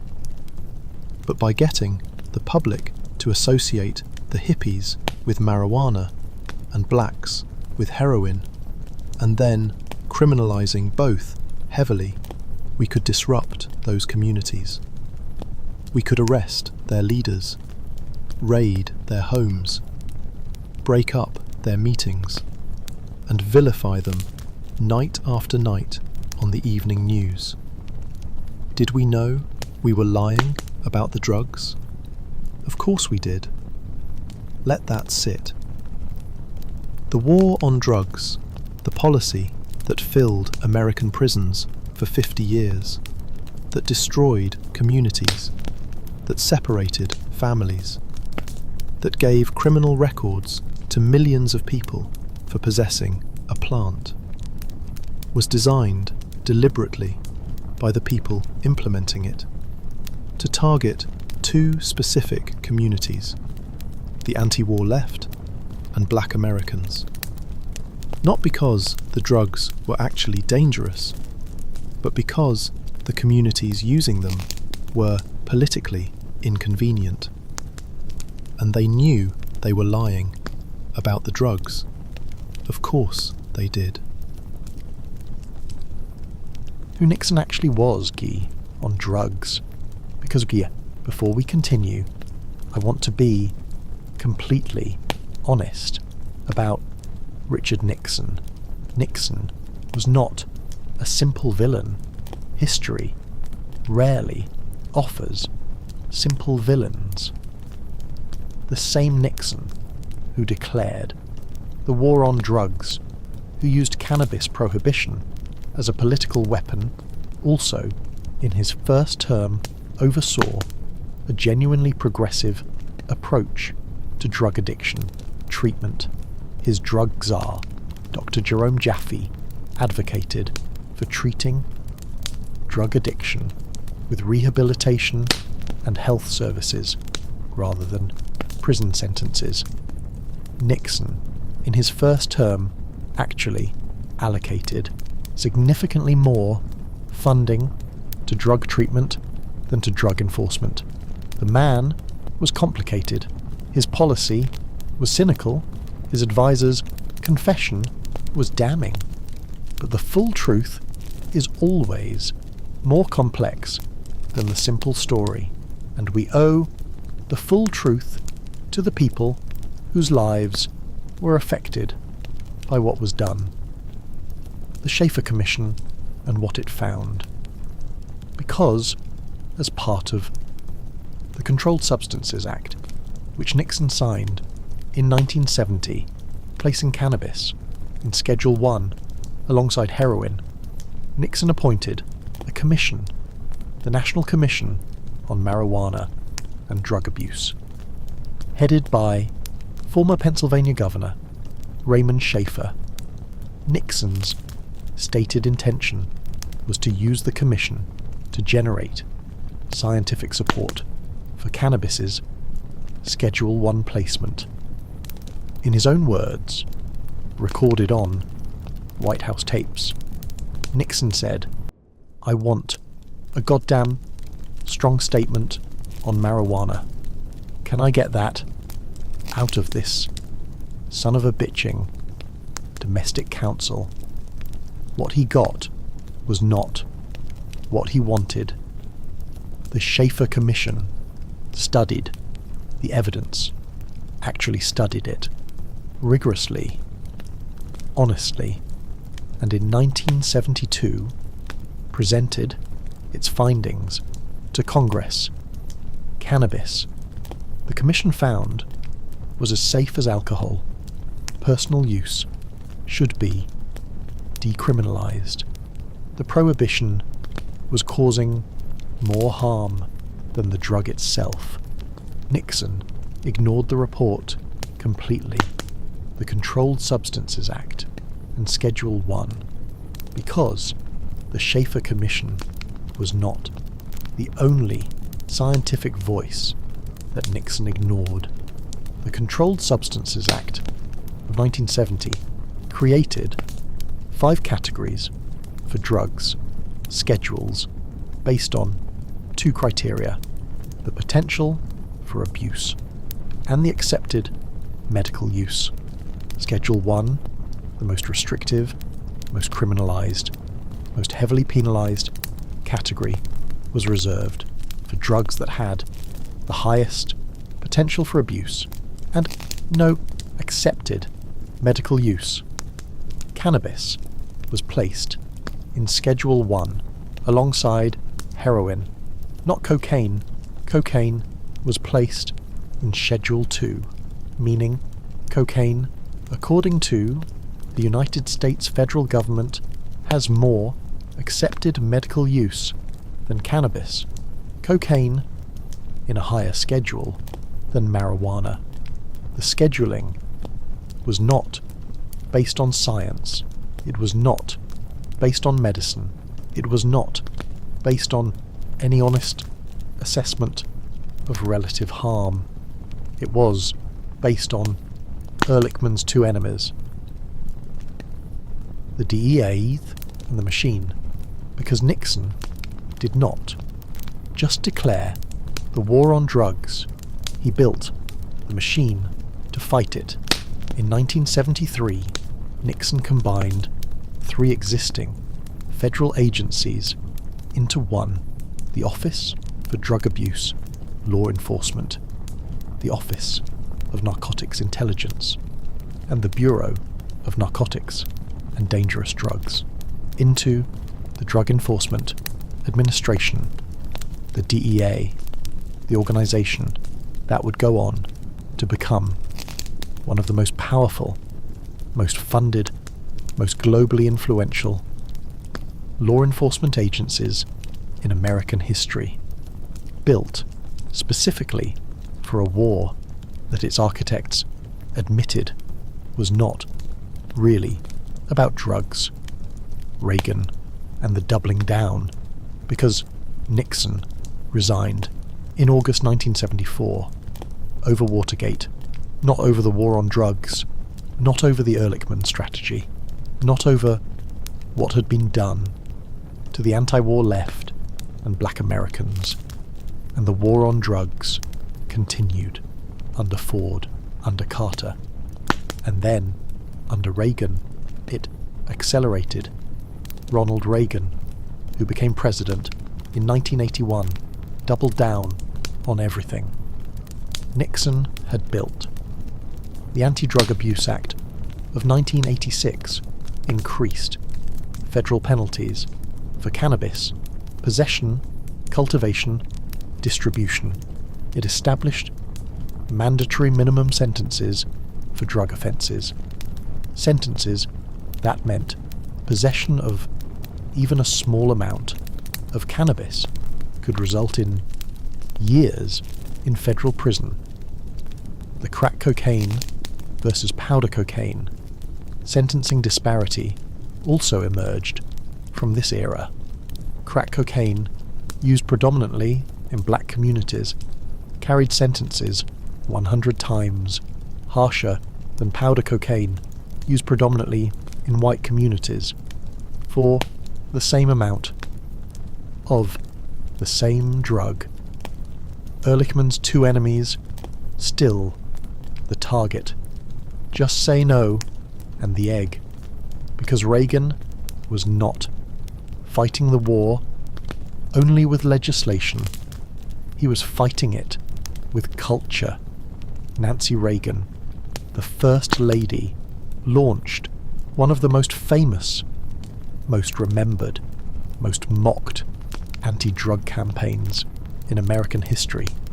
Just Say No, a campaign targeting school children and teenagers built on the premise that drug use was a simple, binary, moral choice, not a public health issue, not a social issue, not a poverty issue, not a trauma issue, just a choice.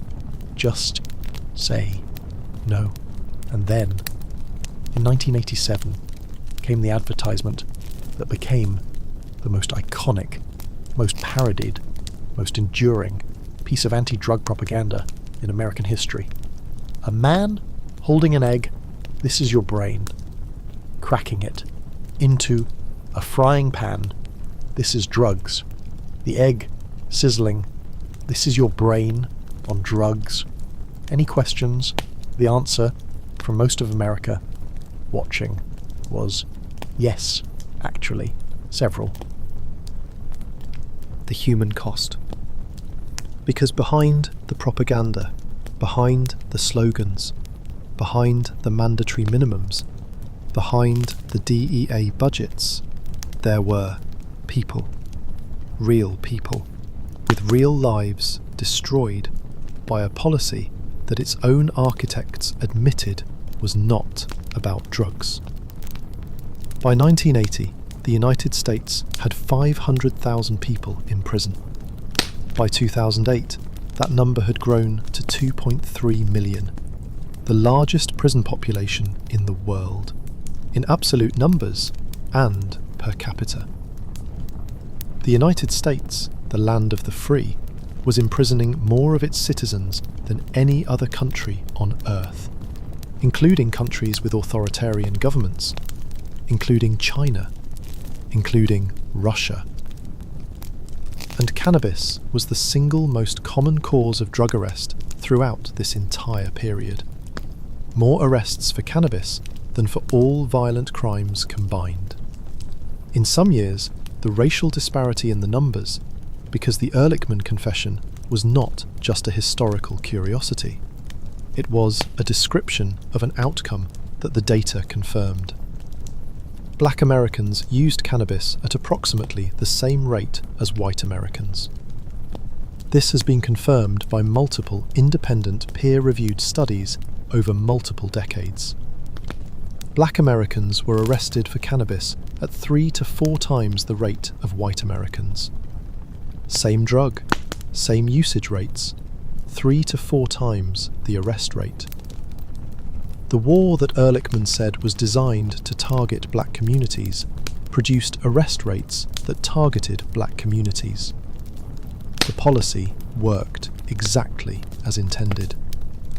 The DARE program and what the data showed, because in 1983, in Los Angeles, a new program was launched in American schools. Drug Abuse Resistance Education, DARE. Police officers going into schools, teaching children about the dangers of drugs.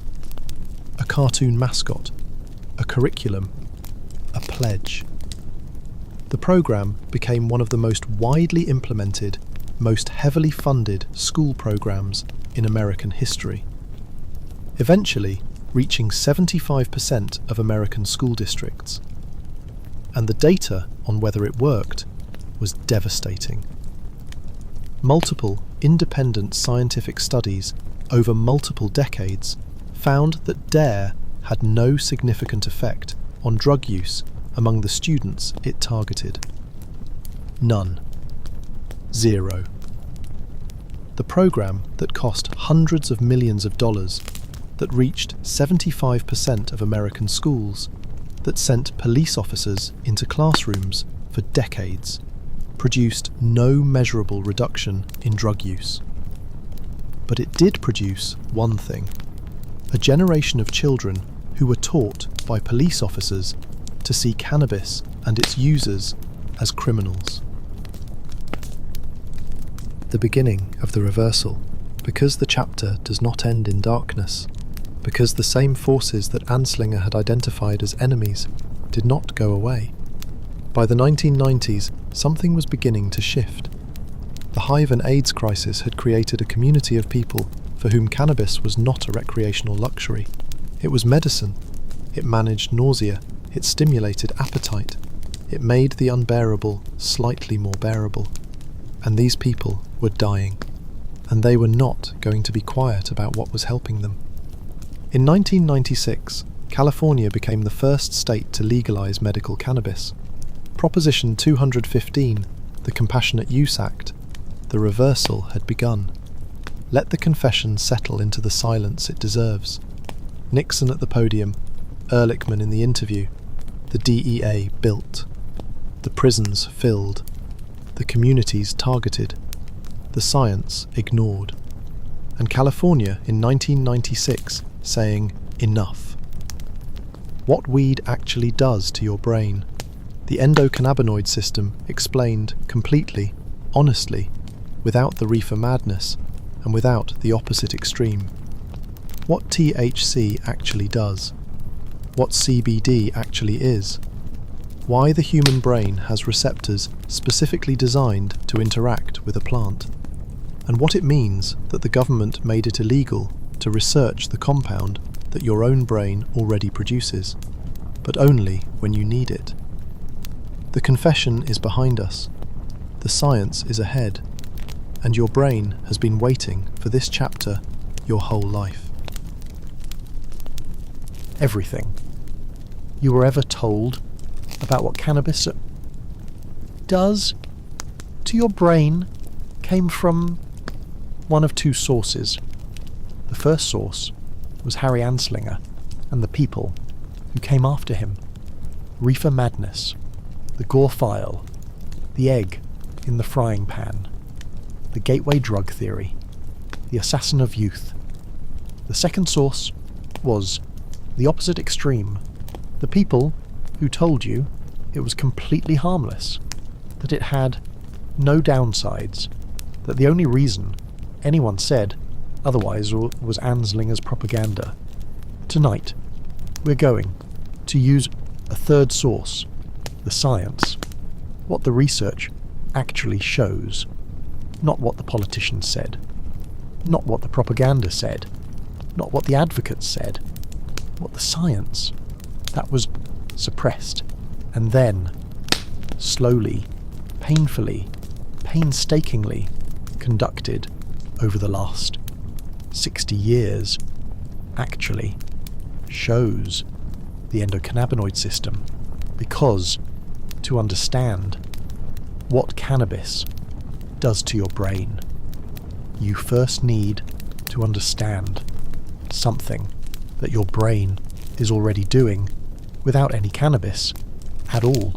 In 1988, a researcher named Alan Howlett at St. Louis University made a discovery that should have been front page news everywhere.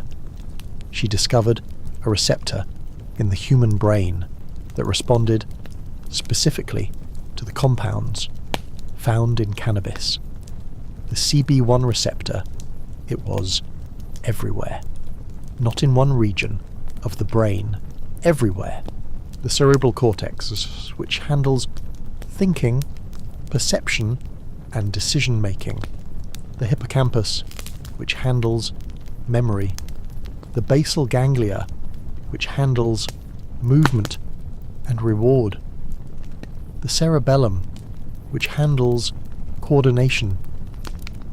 The hypothalamus, which regulates appetite, sleep, body temperature, and pain everywhere, which immediately raised an obvious and extraordinary question. Why would the human brain have a receptor everywhere, specifically designed to respond to a plant compound, anandamide, the brain's own cannabis? Because the answer came 4 years later.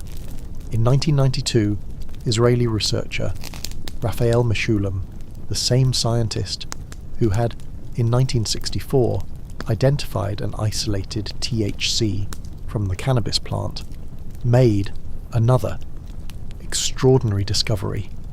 He identified a compound that the human brain produces naturally by itself, without any external plant, without any cannabis, a compound that binds to the CB1 receptors that Howlett had discovered 4 years earlier. He called it anandamide, from the Sanskrit word ananda, meaning bliss. Your brain makes its own cannabis-like compound every day, right now, without you doing anything.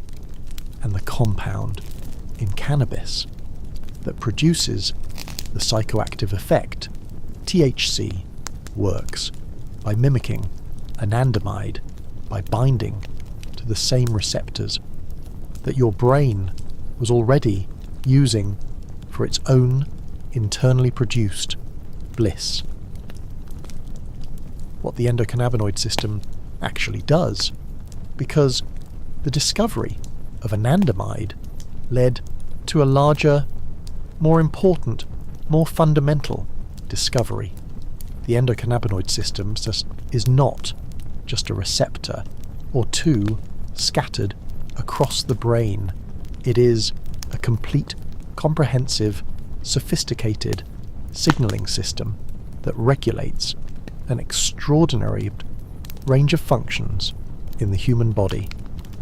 Pain modulation, mood regulation, memory processing, appetite, sleep, immune function, inflammation, stress response, emotional processing, the reward system. The endocannabinoid system is, in the words of the scientists who study it, one of the most important physiological systems involved in establishing and maintaining human health.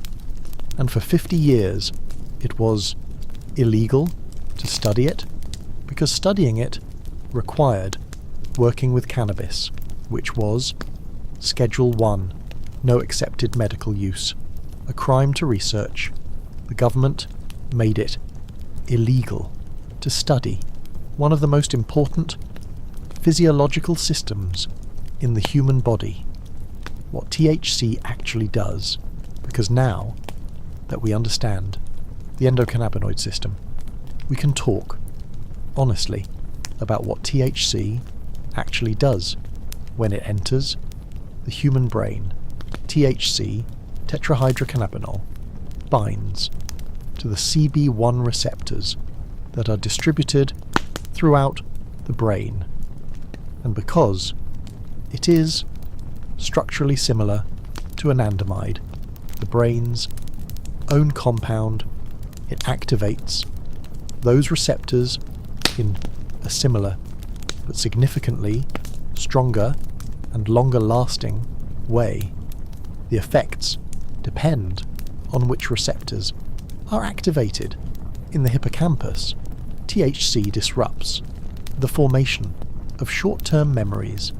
This is why people who use cannabis sometimes forget what they were just talking about, not because cannabis destroys the brain, because THC is temporarily flooding the receptors that manage short-term memory with more signal than those receptors were designed to handle. In the hypothalamus, THC activates the appetite regulation system. This is the munchies, not a myth, not an exaggeration, a direct, measurable, neurological effect of THC on the hypothalamus. In the basal ganglia and the reward system, THC triggers the release of dopamine, the pleasure and reward neurotransmitter. This is what produces the euphoria, the sense of well-being, the feeling that the Scythians were howling about what CBD actually is, because cannabis contains more than just THC.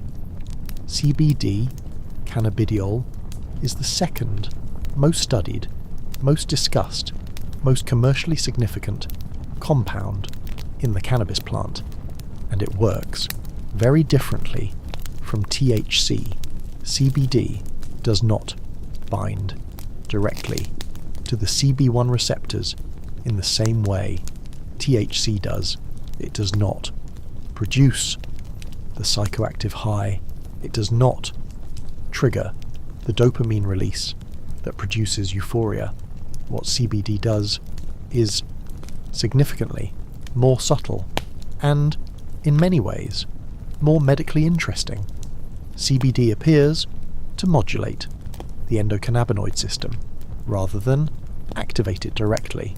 It influences anxiety, reducing it in many people. It has demonstrable anti-inflammatory properties.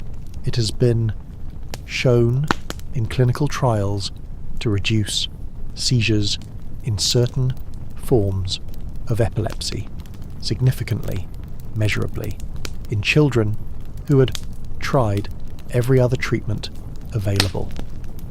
The FDA approved the first cannabis-derived medication in 2018, a CBD-based drug called Epidiolex, for 2 rare, severe forms of childhood epilepsy. The same government that listed cannabis as having no accepted medical use approved a cannabis-derived medication in 2018. What the science says honestly about the risks, because this is the part of the chapter that both sides of the cannabis debate tend to skip. The honest science does not say cannabis is harmless. It does not. The science says that for most adults who are using cannabis or as moderately, the risks are relatively low, comparable to or lower than the risks of alcohol. But the science also says 3 things that the pro-cannabis lobby sometimes does not want to hear. First, adolescent use is a genuine concern. The developing brain, which is not fully formed until the mid-20s, is more vulnerable to the effects of THC than the adult brain. Heavy, regular use during adolescence has been associated with measurable effects on memory, attention, and executive function. That association is real. The science supports it.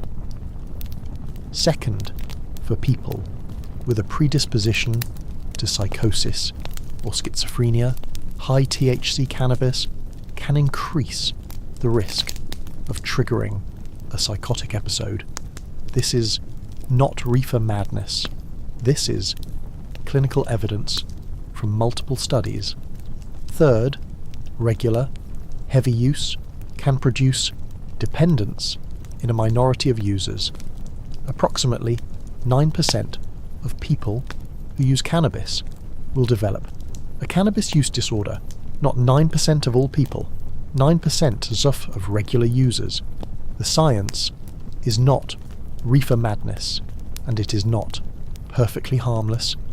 It is complicated, the way real things always are, the runner's high and what it tells us.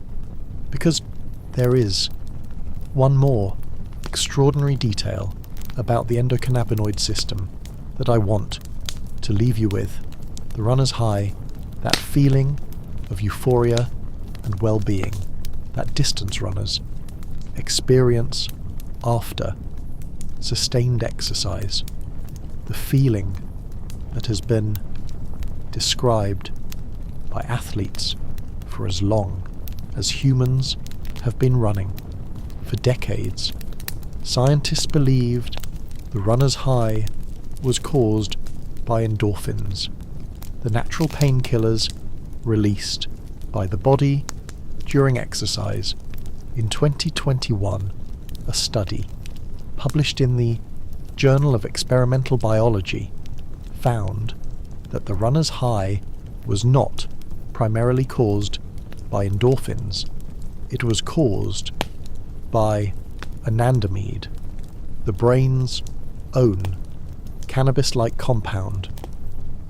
Bliss, the feeling that runners chase for miles, the feeling that athletes describe as transcendent, pure, worth every painful mile that preceded it, is the same compound that the Scythians were howling about in their tent in the mountains 2,500 years ago.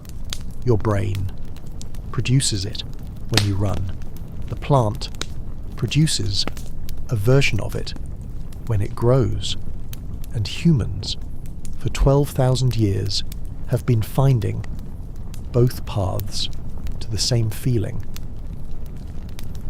What 50 years of prohibition cost science, because thus the runner's high discovery came in 2021, not 1971, not 1951. The endocannabinoid system was not discovered until 1988. Anandamide was not identified until 1992. We know less about one of the most important physiological systems in the human body than we know about almost any other system of comparable importance, because for 50 years the Schedule 1 designation made it extraordinarily difficult for researchers to obtain cannabis for scientific study. The approval process, the procurement process, the legal requirements, the institutional resistance, all created barriers. That meant the most curious, most motivated, most talented researchers often simply studied something else. The diseases that the endocannabinoid system might treat are not theoretical. Chronic pain, multiple sclerosis, epilepsy, PTSD, anxiety disorders, inflammatory conditions, the nausea of chemotherapy. For all of those patients, for all of those conditions, 50 years of prohibition meant 50 years of delayed research, 50 years of treatments not developed, 50 years of suffering not addressed, because one man in 1930 needed a budget justification. Let the science settle into the brain that was already designed to receive it. The endocannabinoid system, anandamide, the runner's high, the 50 years of delayed research, and the compound that your brain is making right now as you drift towards sleep. The 1960s, jazz, reggae, and how weed changed music forever. Louis Armstrong, who smoked every day and called it his medicine. Bob Marley, who made it a sacrament. The Beatles, who credited it with changing their music permanently. And the extraordinary, undeniable, historically documented connection between cannabis and the most important, most influential, most creatively significant musical movements of the 20th century, but only when you need it. The science is behind us, the music is ahead, and Louis Armstrong is already playing. Before we talk about the 1960s, we need to go back further, because the story of cannabis and music does not begin with the Beatles. It does not begin with Bob Marley. It does not begin with Woodstock, or the Summer of Love, or the counterculture of 1967. It begins in New Orleans, in the early 1920s, in the clubs of Storyville, the city's historic and extraordinarily creative red light district, where something was happening to music that had never happened before, and where the people making it happen were using cannabis as a regular, deliberate part of their creative practice. Louis Armstrong and what he said. Because no story about cannabis and jazz can begin anywhere other than Louis Armstrong. Louis Armstrong was, by any measure, one of the most important, most influential, most creatively significant musicians who ever lived. He did not just play jazz. He invented significant portions of what jazz is. The improvised solo, the bent note, the rhythmic vocabulary that every jazz musician who came after him learned from. And Louis Armstrong smoked cannabis every day for most of his adult life. He called it Gage, or Mary Warner, or Mez. He was arrested for it in 1930 outside a club in Los Angeles, sentenced to 9 days in jail and a suspended sentence, and he never stopped. He wrote about cannabis in his letters with the warmth and affection of someone, describing a lifelong friend. He called it his medicine, the thing that kept him creative, kept him relaxed, kept him in the right state to find what he was looking for in the music. New Orleans and the Moral Crusade, because the connection between cannabis and jazz music in New Orleans did not go unnoticed by the people who wanted both gone. Anslinger was not just racist about the communities using cannabis. He was specifically, explicitly, on the record, hostile to jazz music. He testified before Congress that the primary users of marijuana were Negroes, Hispanics, Filipinos, and entertainers, and that their satanic music jazz and swing resulted from marijuana use. He believed and said publicly that cannabis caused black musicians to forget their place in American society. The music and the plant were, in Anslinger's mind, the same problem, the same threat, the same thing to be controlled, suppressed, criminalized. New Orleans was one of the first American cities to ban marijuana. Its popularity among the jazz musicians of Storyville fueled a moral crusade by organizations who saw the place, the drug, and the music as a single menace to society. What cannabis actually does to musical perception? Because Anslinger was wrong about almost everything. But he was right about one thing. Cannabis does something to the way the human brain processes music. Not what he said it did. Not madness, not violence, not the destruction of moral character, but something real, measurable, neurologically documented.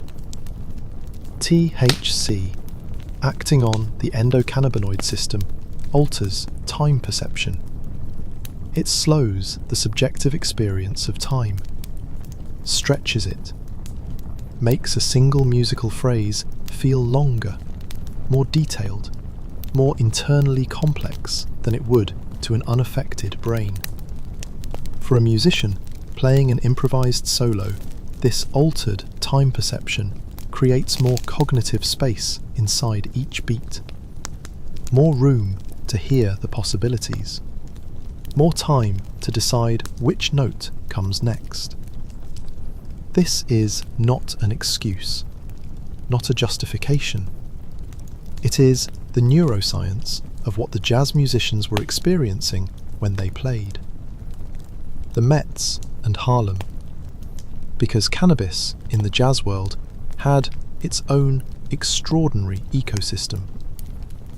In Harlem in the 1930s, a musician and cannabis dealer named Milton Mesro, known as Mez, was so famous for the quality of the cannabis he supplied to the jazz community that his name became a slang term for the drug itself.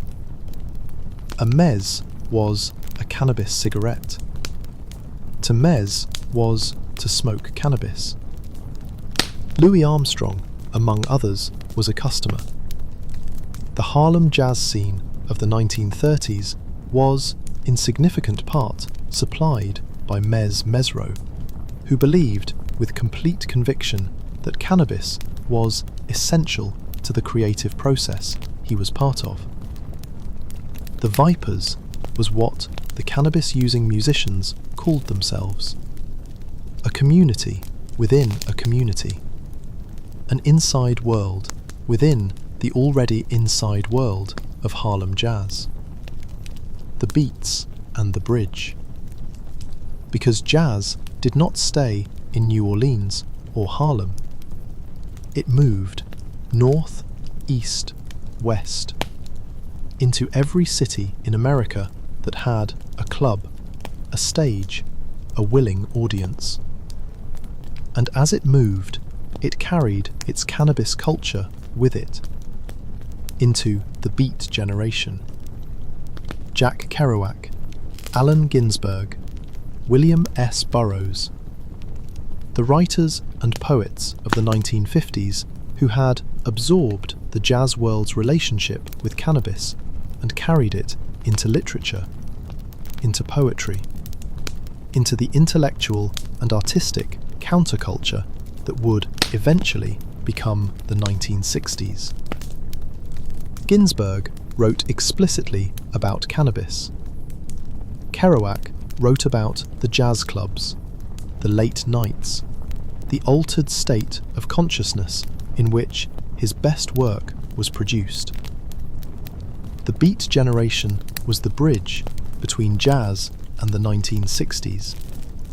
between Harlem and Woodstock, between Louis Armstrong and the Beatles. The Beatles and the night it changed, because the Beatles, in the early years, did not use cannabis.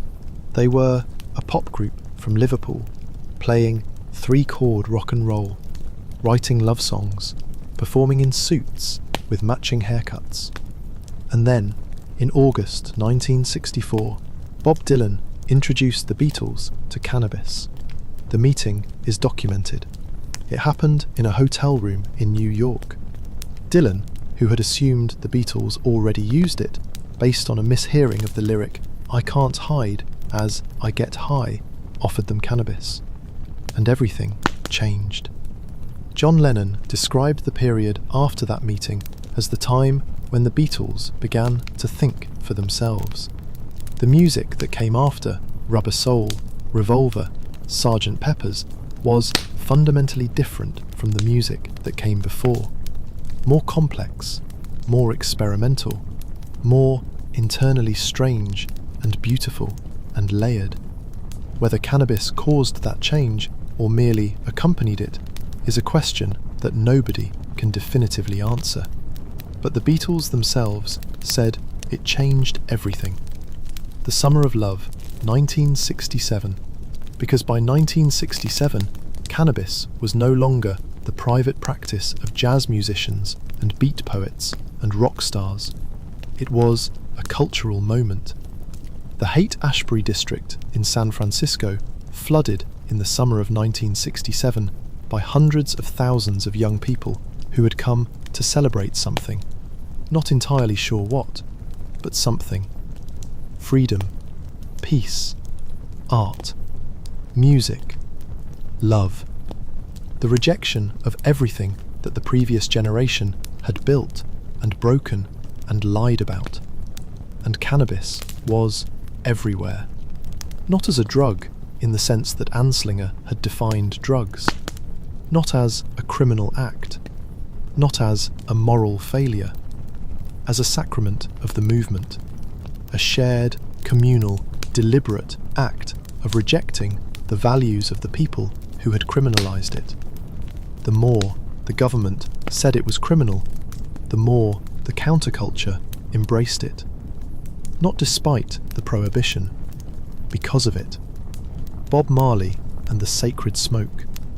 Because the counterculture of the 1960s was not the only tradition in which cannabis and music were inseparable. In Jamaica, in the Rastafari tradition, ganja had been a religious sacrament long before Bob Marley became the most famous Rastafarian in the world. But Bob Marley made the connection between cannabis, music, spirituality, and resistance visible to the entire world. Reggae, the music that Marley helped bring to global attention, was not just about cannabis. It was about poverty, oppression, the legacy of slavery, the search for dignity and freedom and God. But cannabis was woven into all of it, into the lyrics, into the imagery, into the ritual of how the music was made and how it was experienced by those who heard it. Marley believed with complete conviction that ganja was a holy herb, a gift from Jah, that it opened the mind to truth, that it connected the musician and the listener to something larger than either of them. The chronic and hip-hop, because the story of cannabis and music did not end with Marley, or with the 1960s, or with psychedelic rock. In 1992, Dr. Dre released an album called The Chronic. Chronic being a slang term for high-quality cannabis. The album was not subtle about its subject matter. The cover art, the lyrics, the imagery, all of it was an explicit, unapologetic, deliberate celebration of cannabis and the culture surrounding it. And The Chronic sold 3 million copies. launched the career of a then unknown artist named Snoop Dogg, defined West Coast hip-hop, and, in the words of many music critics, changed American popular music permanently. Cannabis was no longer just the music of the counterculture, it was the music of the mainstream. What the music tells us about the plant, because the connection between cannabis and music across 100 years is not a coincidence. It is not simply that musicians happened to use cannabis while also happening to make great music. The connection is deeper than that. Every musical tradition that has had a significant relationship with cannabis has been a tradition of people who were at the margins of society. People who had been told that their music was not music, that their culture was not culture, that their experience did not matter. The jazz musicians of New Orleans and Harlem, the Rastafari of Jamaica, the hip-hop artists of Compton, all of them using the same plant, all of them making music that the mainstream first rejected, then criminalized, then eventually claimed as its own. The plant and the music were always together, always at the edge, always ahead of where the mainstream was willing to go. Snoop Dogg and what came next. Because Snoop Dogg, who was launched into the world by the Chronic, went on to become the most famous cannabis advocate in the world. He has, by his own account, smoked cannabis every day since the early 1990s.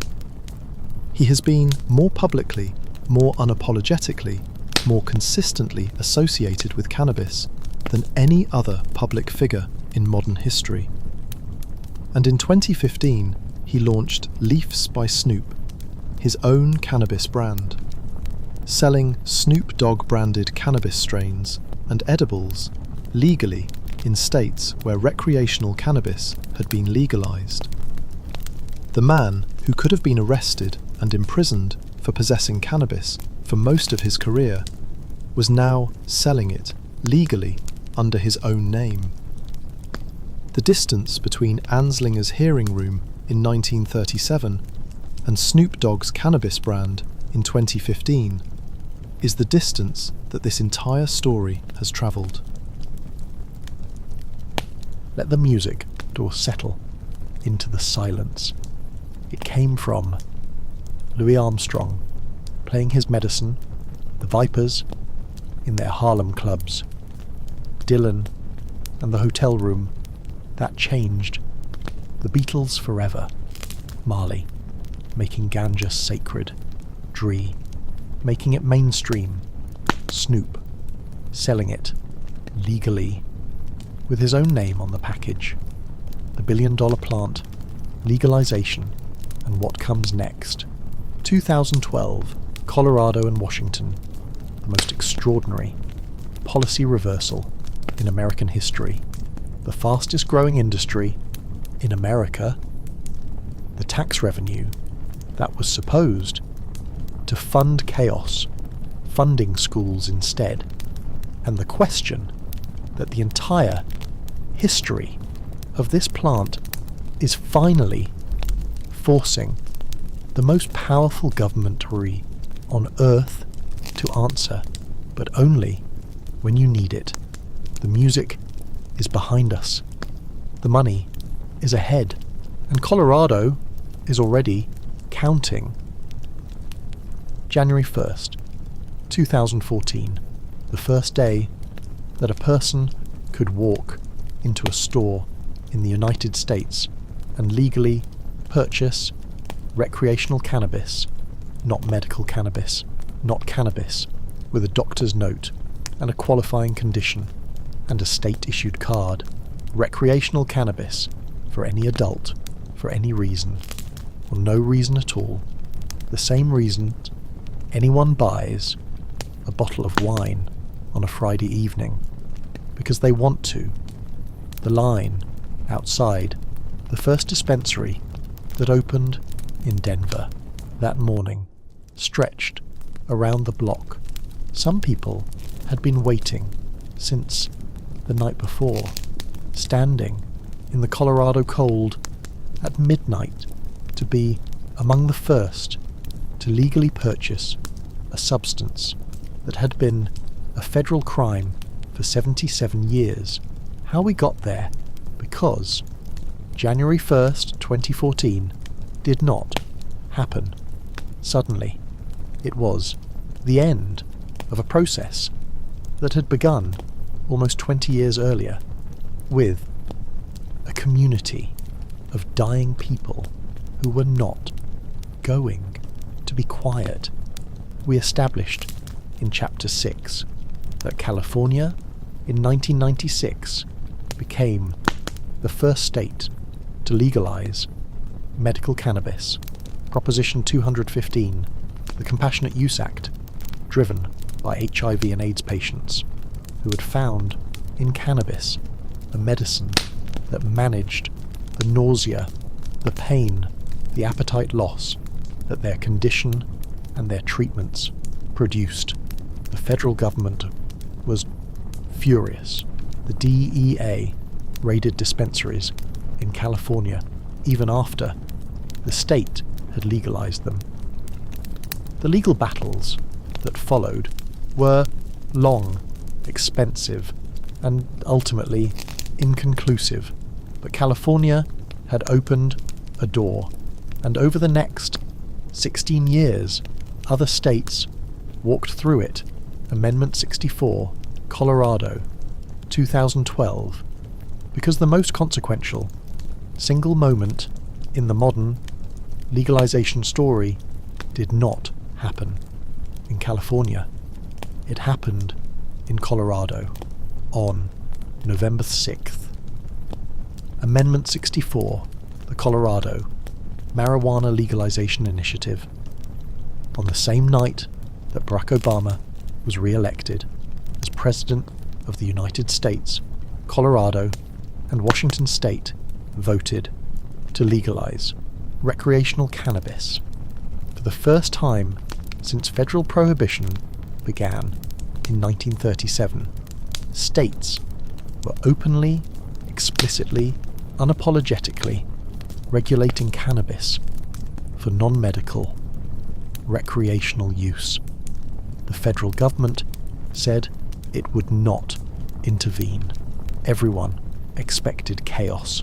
What happened instead was something nobody had quite predicted: the money. Because what happened on January 1st, 2014 in Colorado was not chaos. It was commerce. In the first year of legal recreational sales, Colorado generated approximately $700 million in cannabis sales, and tax revenue from those sales went directly to the state, to public schools, to road construction, to public health programs, to the budget of a state that had been told by the federal government and by opponents of legalization that this would destroy its communities. It did not destroy its communities. By 2022, Colorado had generated more than $1.6 billion in tax revenue from cannabis since legalization. $1.6 billion that had previously been going to the illegal market, to unregulated, untaxed, uncontrolled criminal enterprises.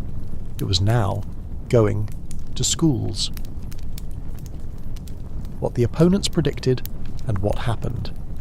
Because the legalization of recreational cannabis in Colorado and Washington was bitterly opposed. The opponents made specific predictions, concrete, testable predictions that the data has since been able to evaluate. They predicted a massive increase in youth cannabis use. It did not happen.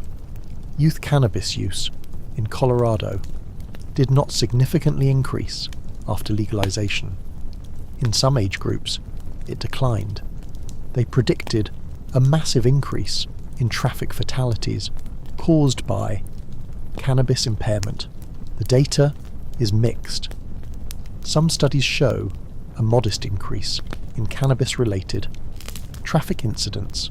Others show no significant change. The picture is complicated and honest.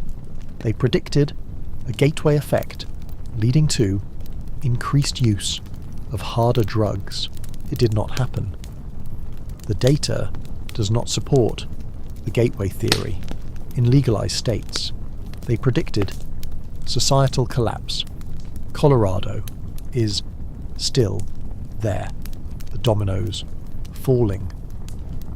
Because Colorado and Washington were the first dominoes, and once they fell, the others followed.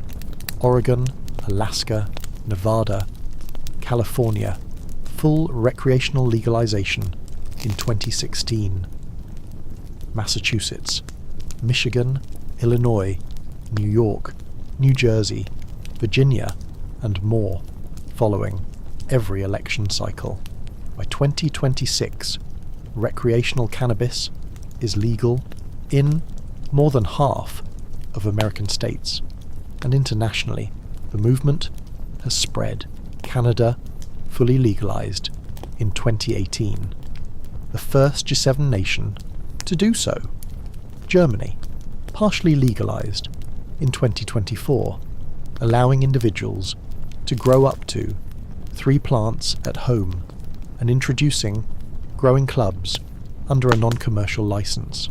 Uruguay, the first country in the modern era to fully legalize recreational cannabis in 2013, has by every measure not collapsed. The industry that nobody expected, because legalization did not just create a legal market for an existing product, it created an industry, a genuine, fast-growing, economically significant industry that did not exist before. Licensed cultivation facilities, dispensaries, testing laboratories, packaging companies, security firms, software companies, specializing in cannabis inventory management, consulting firms, legal firms, financial services, though banking for cannabis businesses remains complicated by federal law.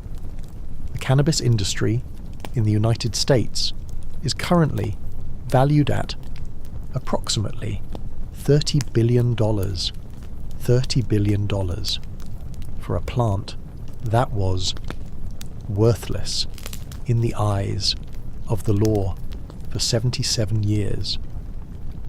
The fastest growing industry in America, creating hundreds of thousands of jobs, generating billions in tax revenue, providing legal livelihoods to people who would previously have been criminals for doing the same work.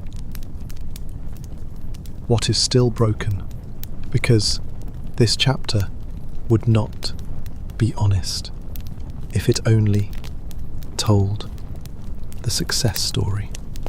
There are things that legalization has not fixed. The people who are still in prison. At the moment that the first recreational dispensary opened in Denver, there were people in American prisons serving sentences for cannabis offences that were now legal.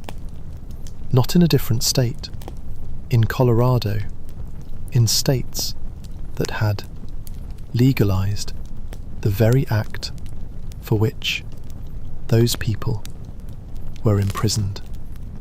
The expungement of prior cannabis convictions has been slow, incomplete, inconsistent, state by state, with enormous variation in who gets their record cleared and who does not.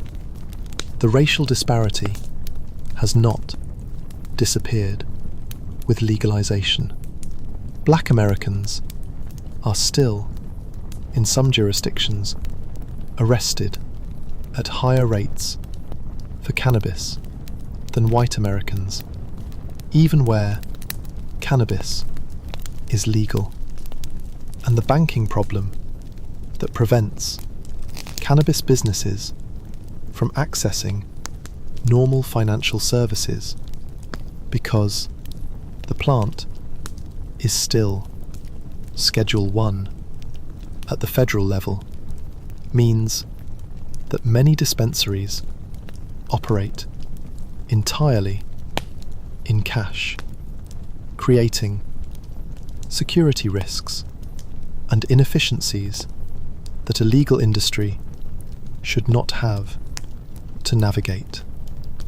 The federal question, because the single most consequential, unresolved question in the American cannabis story is the federal question.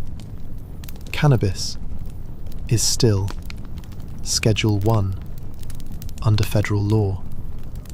No accepted medical use. Highest potential for abuse, in the same category as heroin, above cocaine.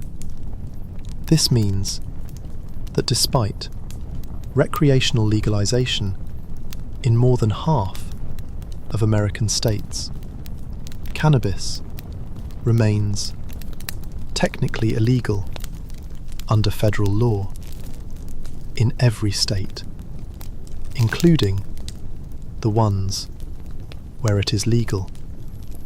The cognitive dissonance of a situation where something is simultaneously a legal, taxed, regulated industry and a federal crime cannot persist indefinitely. In 2022, President Biden pardoned all prior federal offences of simple possession of cannabis and directed the Department of Health and Human Services to review the scheduling of cannabis. The review recommended rescheduling cannabis from Schedule 1 to Schedule 3, a significant change. Not legalization, but a significant change. The process is ongoing. As of tonight, the science catching up, because as the legal landscape has changed, so has the research landscape. With legalization has come more research, more data, more honest, more rigorous, more politically unconstrained scientific investigation of what cannabis actually does to the human body. The medical applications that are being explored and in some cases confirmed are extraordinary. Chronic pain, where cannabis has been shown to be significantly effective for many patients. PTSD, where the endocannabinoid system's role in fear memory and anxiety makes cannabis a promising and increasingly studied treatment. Multiple sclerosis, where cannabis has been shown to reduce spasticity and pain in clinical trials. The nausea of chemotherapy, where cannabis has been used effectively for decades, even during prohibition, by patients desperate enough to risk the law. The research that was delayed for 50 years is finally being done. Where it is going, because the final question of this chapter is the hardest one. Where is this going? The honest answer is nobody knows completely. What we can say with a reasonable confidence is this: the direction is clear. More states will legalize. More countries will follow. The federal prohibition in America will eventually end. Not because the government has become suddenly virtuous, but because the money, the tax revenue, the jobs, the industry are too significant to ignore. The questions that remain are not about direction. They are about justice. Who benefits from the legal industry? Are the communities that were most devastated by prohibition being given a meaningful opportunity to participate in the legal market? Or is the money going to the same people it has always gone to? The plant has been legalized. The harm has not been repaired. Let the dispensary settle into the history it is part of. The line in the cold, the tax revenue going to schools, the people still in prison, the racial disparity persisting, the federal question unresolved, the research finally being done, and the question of justice still waiting for an answer. The last chapter, the long sleep. What do you do with a 12,000-year story of a plant that your brain was already designed for? What does the whole story tell us about power, about truth, about the human capacity to suppress what is inconvenient and call it justice?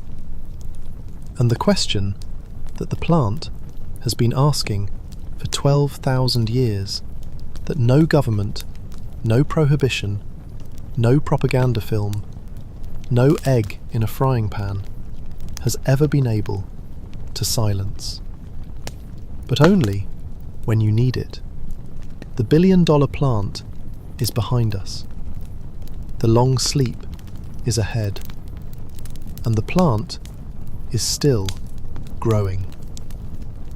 We have travelled a long way tonight from the Pamir Mountains, where mourners 2,500 years ago threw cannabis onto hot stones and inhaled at a funeral, to the temples of the ancient world, where the smoke rose from the altars of traditions that called the plant a gift, a liberator, a cloud to walk on, through the Silk Road that carried it from the hub of Central Asia to every civilization the ancient world had to offer, through the fields of Mount Vernon, where George Washington was separating male and female plants rather too late, through the hearing room where Harry Anslinger told Congress something that was not true,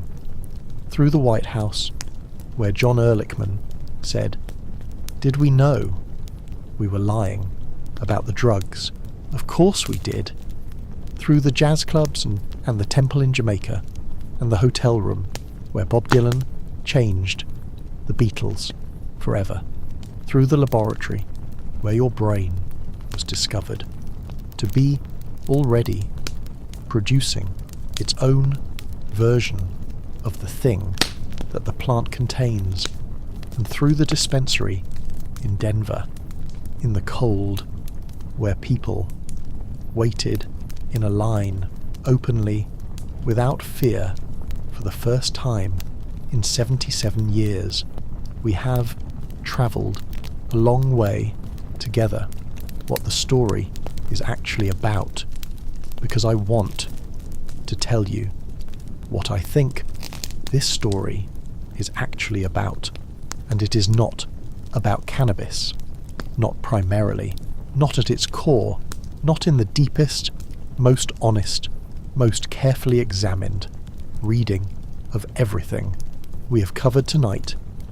The story of cannabis is a story about power, about what power does when it encounters something it cannot control.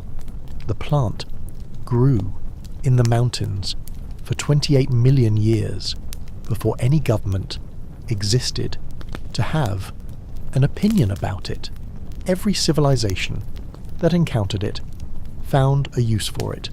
Medicine, sacrament, tool, rope, sails, paper, war effort, music, prayer, sleep, and then one man in one country in one decade decided, for reasons that had nothing to do with public health or scientific evidence or the well-being of citizens, that the plant was an enemy, and the world followed, not because of evidence, because of power, what power cannot do, because here is the most important lesson in the entire 12,000-year story.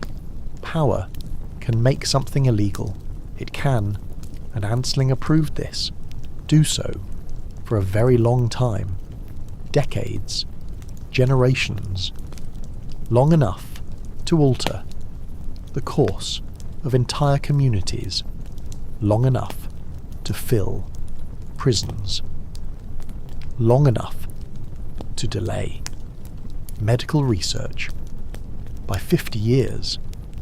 But power cannot make something untrue. The endocannabinoid system was in your brain before Anslinger was born. Anandamide was being produced in your neurons while he was testifying before Congress. The runner's high was carrying athletes to the same chemical state as the Scythians, while Nixon was declaring the war on drugs. The truth did not go away.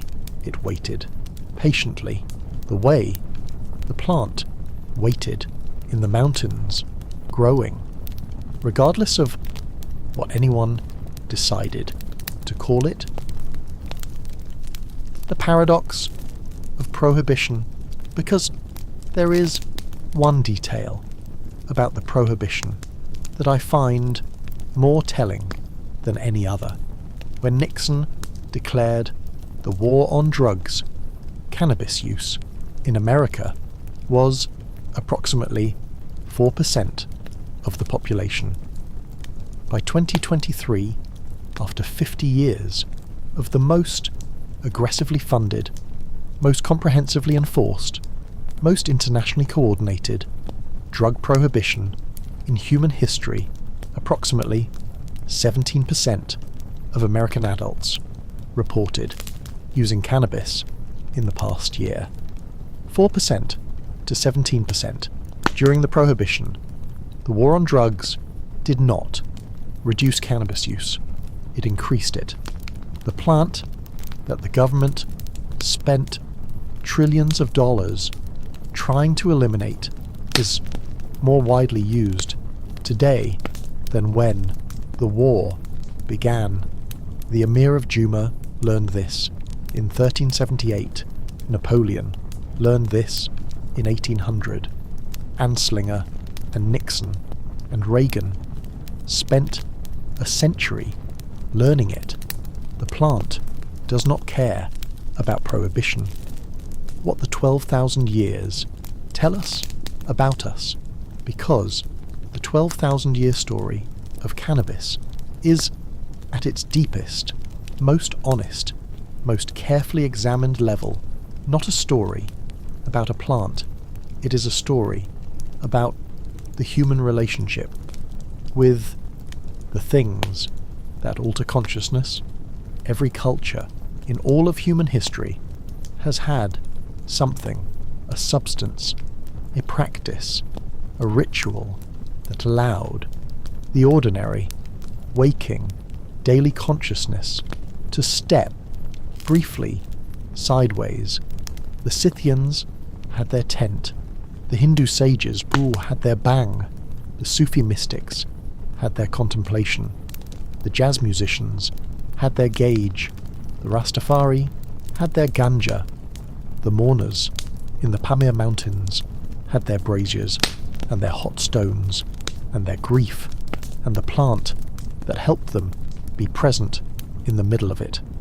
The desire to occasionally step sideways from ordinary consciousness is not a pathology. It is one of the most consistent, most universal, most deeply human impulses in all of recorded history. What the plant has been asking, because the title of this chapter promised you something. What the plant has always been asking. And here is what I think it is. Not, should this be legal? That question is being answered state by state, country by country, election by election. Not, is it harmful? That question the science is answering. Slowly, carefully, honestly. The question the plant has always been asking is simpler and harder. It is the question that the Chok in the Jewish tradition asks. The law. Beyond reason. What do you do with what you cannot fully understand? Do you ban it because it frightens you? Do you embrace it because it feels good? Or do you sit with it carefully, honestly, without needing to resolve it completely tonight? The plant and the sleep, because we are a sleep channel, and I want to bring the plant into the sleep one final time. Not theoretically, not philosophically, actually. The endocannabinoid system regulates sleep directly, measurably. The anandamide that your brain is producing right now as you drift towards sleep is part of the mechanism by which your brain moves from waking to sleeping. The same system, the same compound, the plant that speaks the language your brain uses to put you to sleep tonight. And somewhere, right now, in the mountains of Central Asia, the wild cannabis is growing in the wind as it has grown for 28 million years, completely indifferent to everything that any human being has ever decided to say about it. What I want to leave you with, because before the sleep comes, I want to leave you with three things. The first is the mourners in the Pamir Mountains, 2,500 years ago, sitting with their grief, inhaling something that helped them be present in the middle of it, not escaping, being present. That is what the oldest evidence of cannabis use actually shows.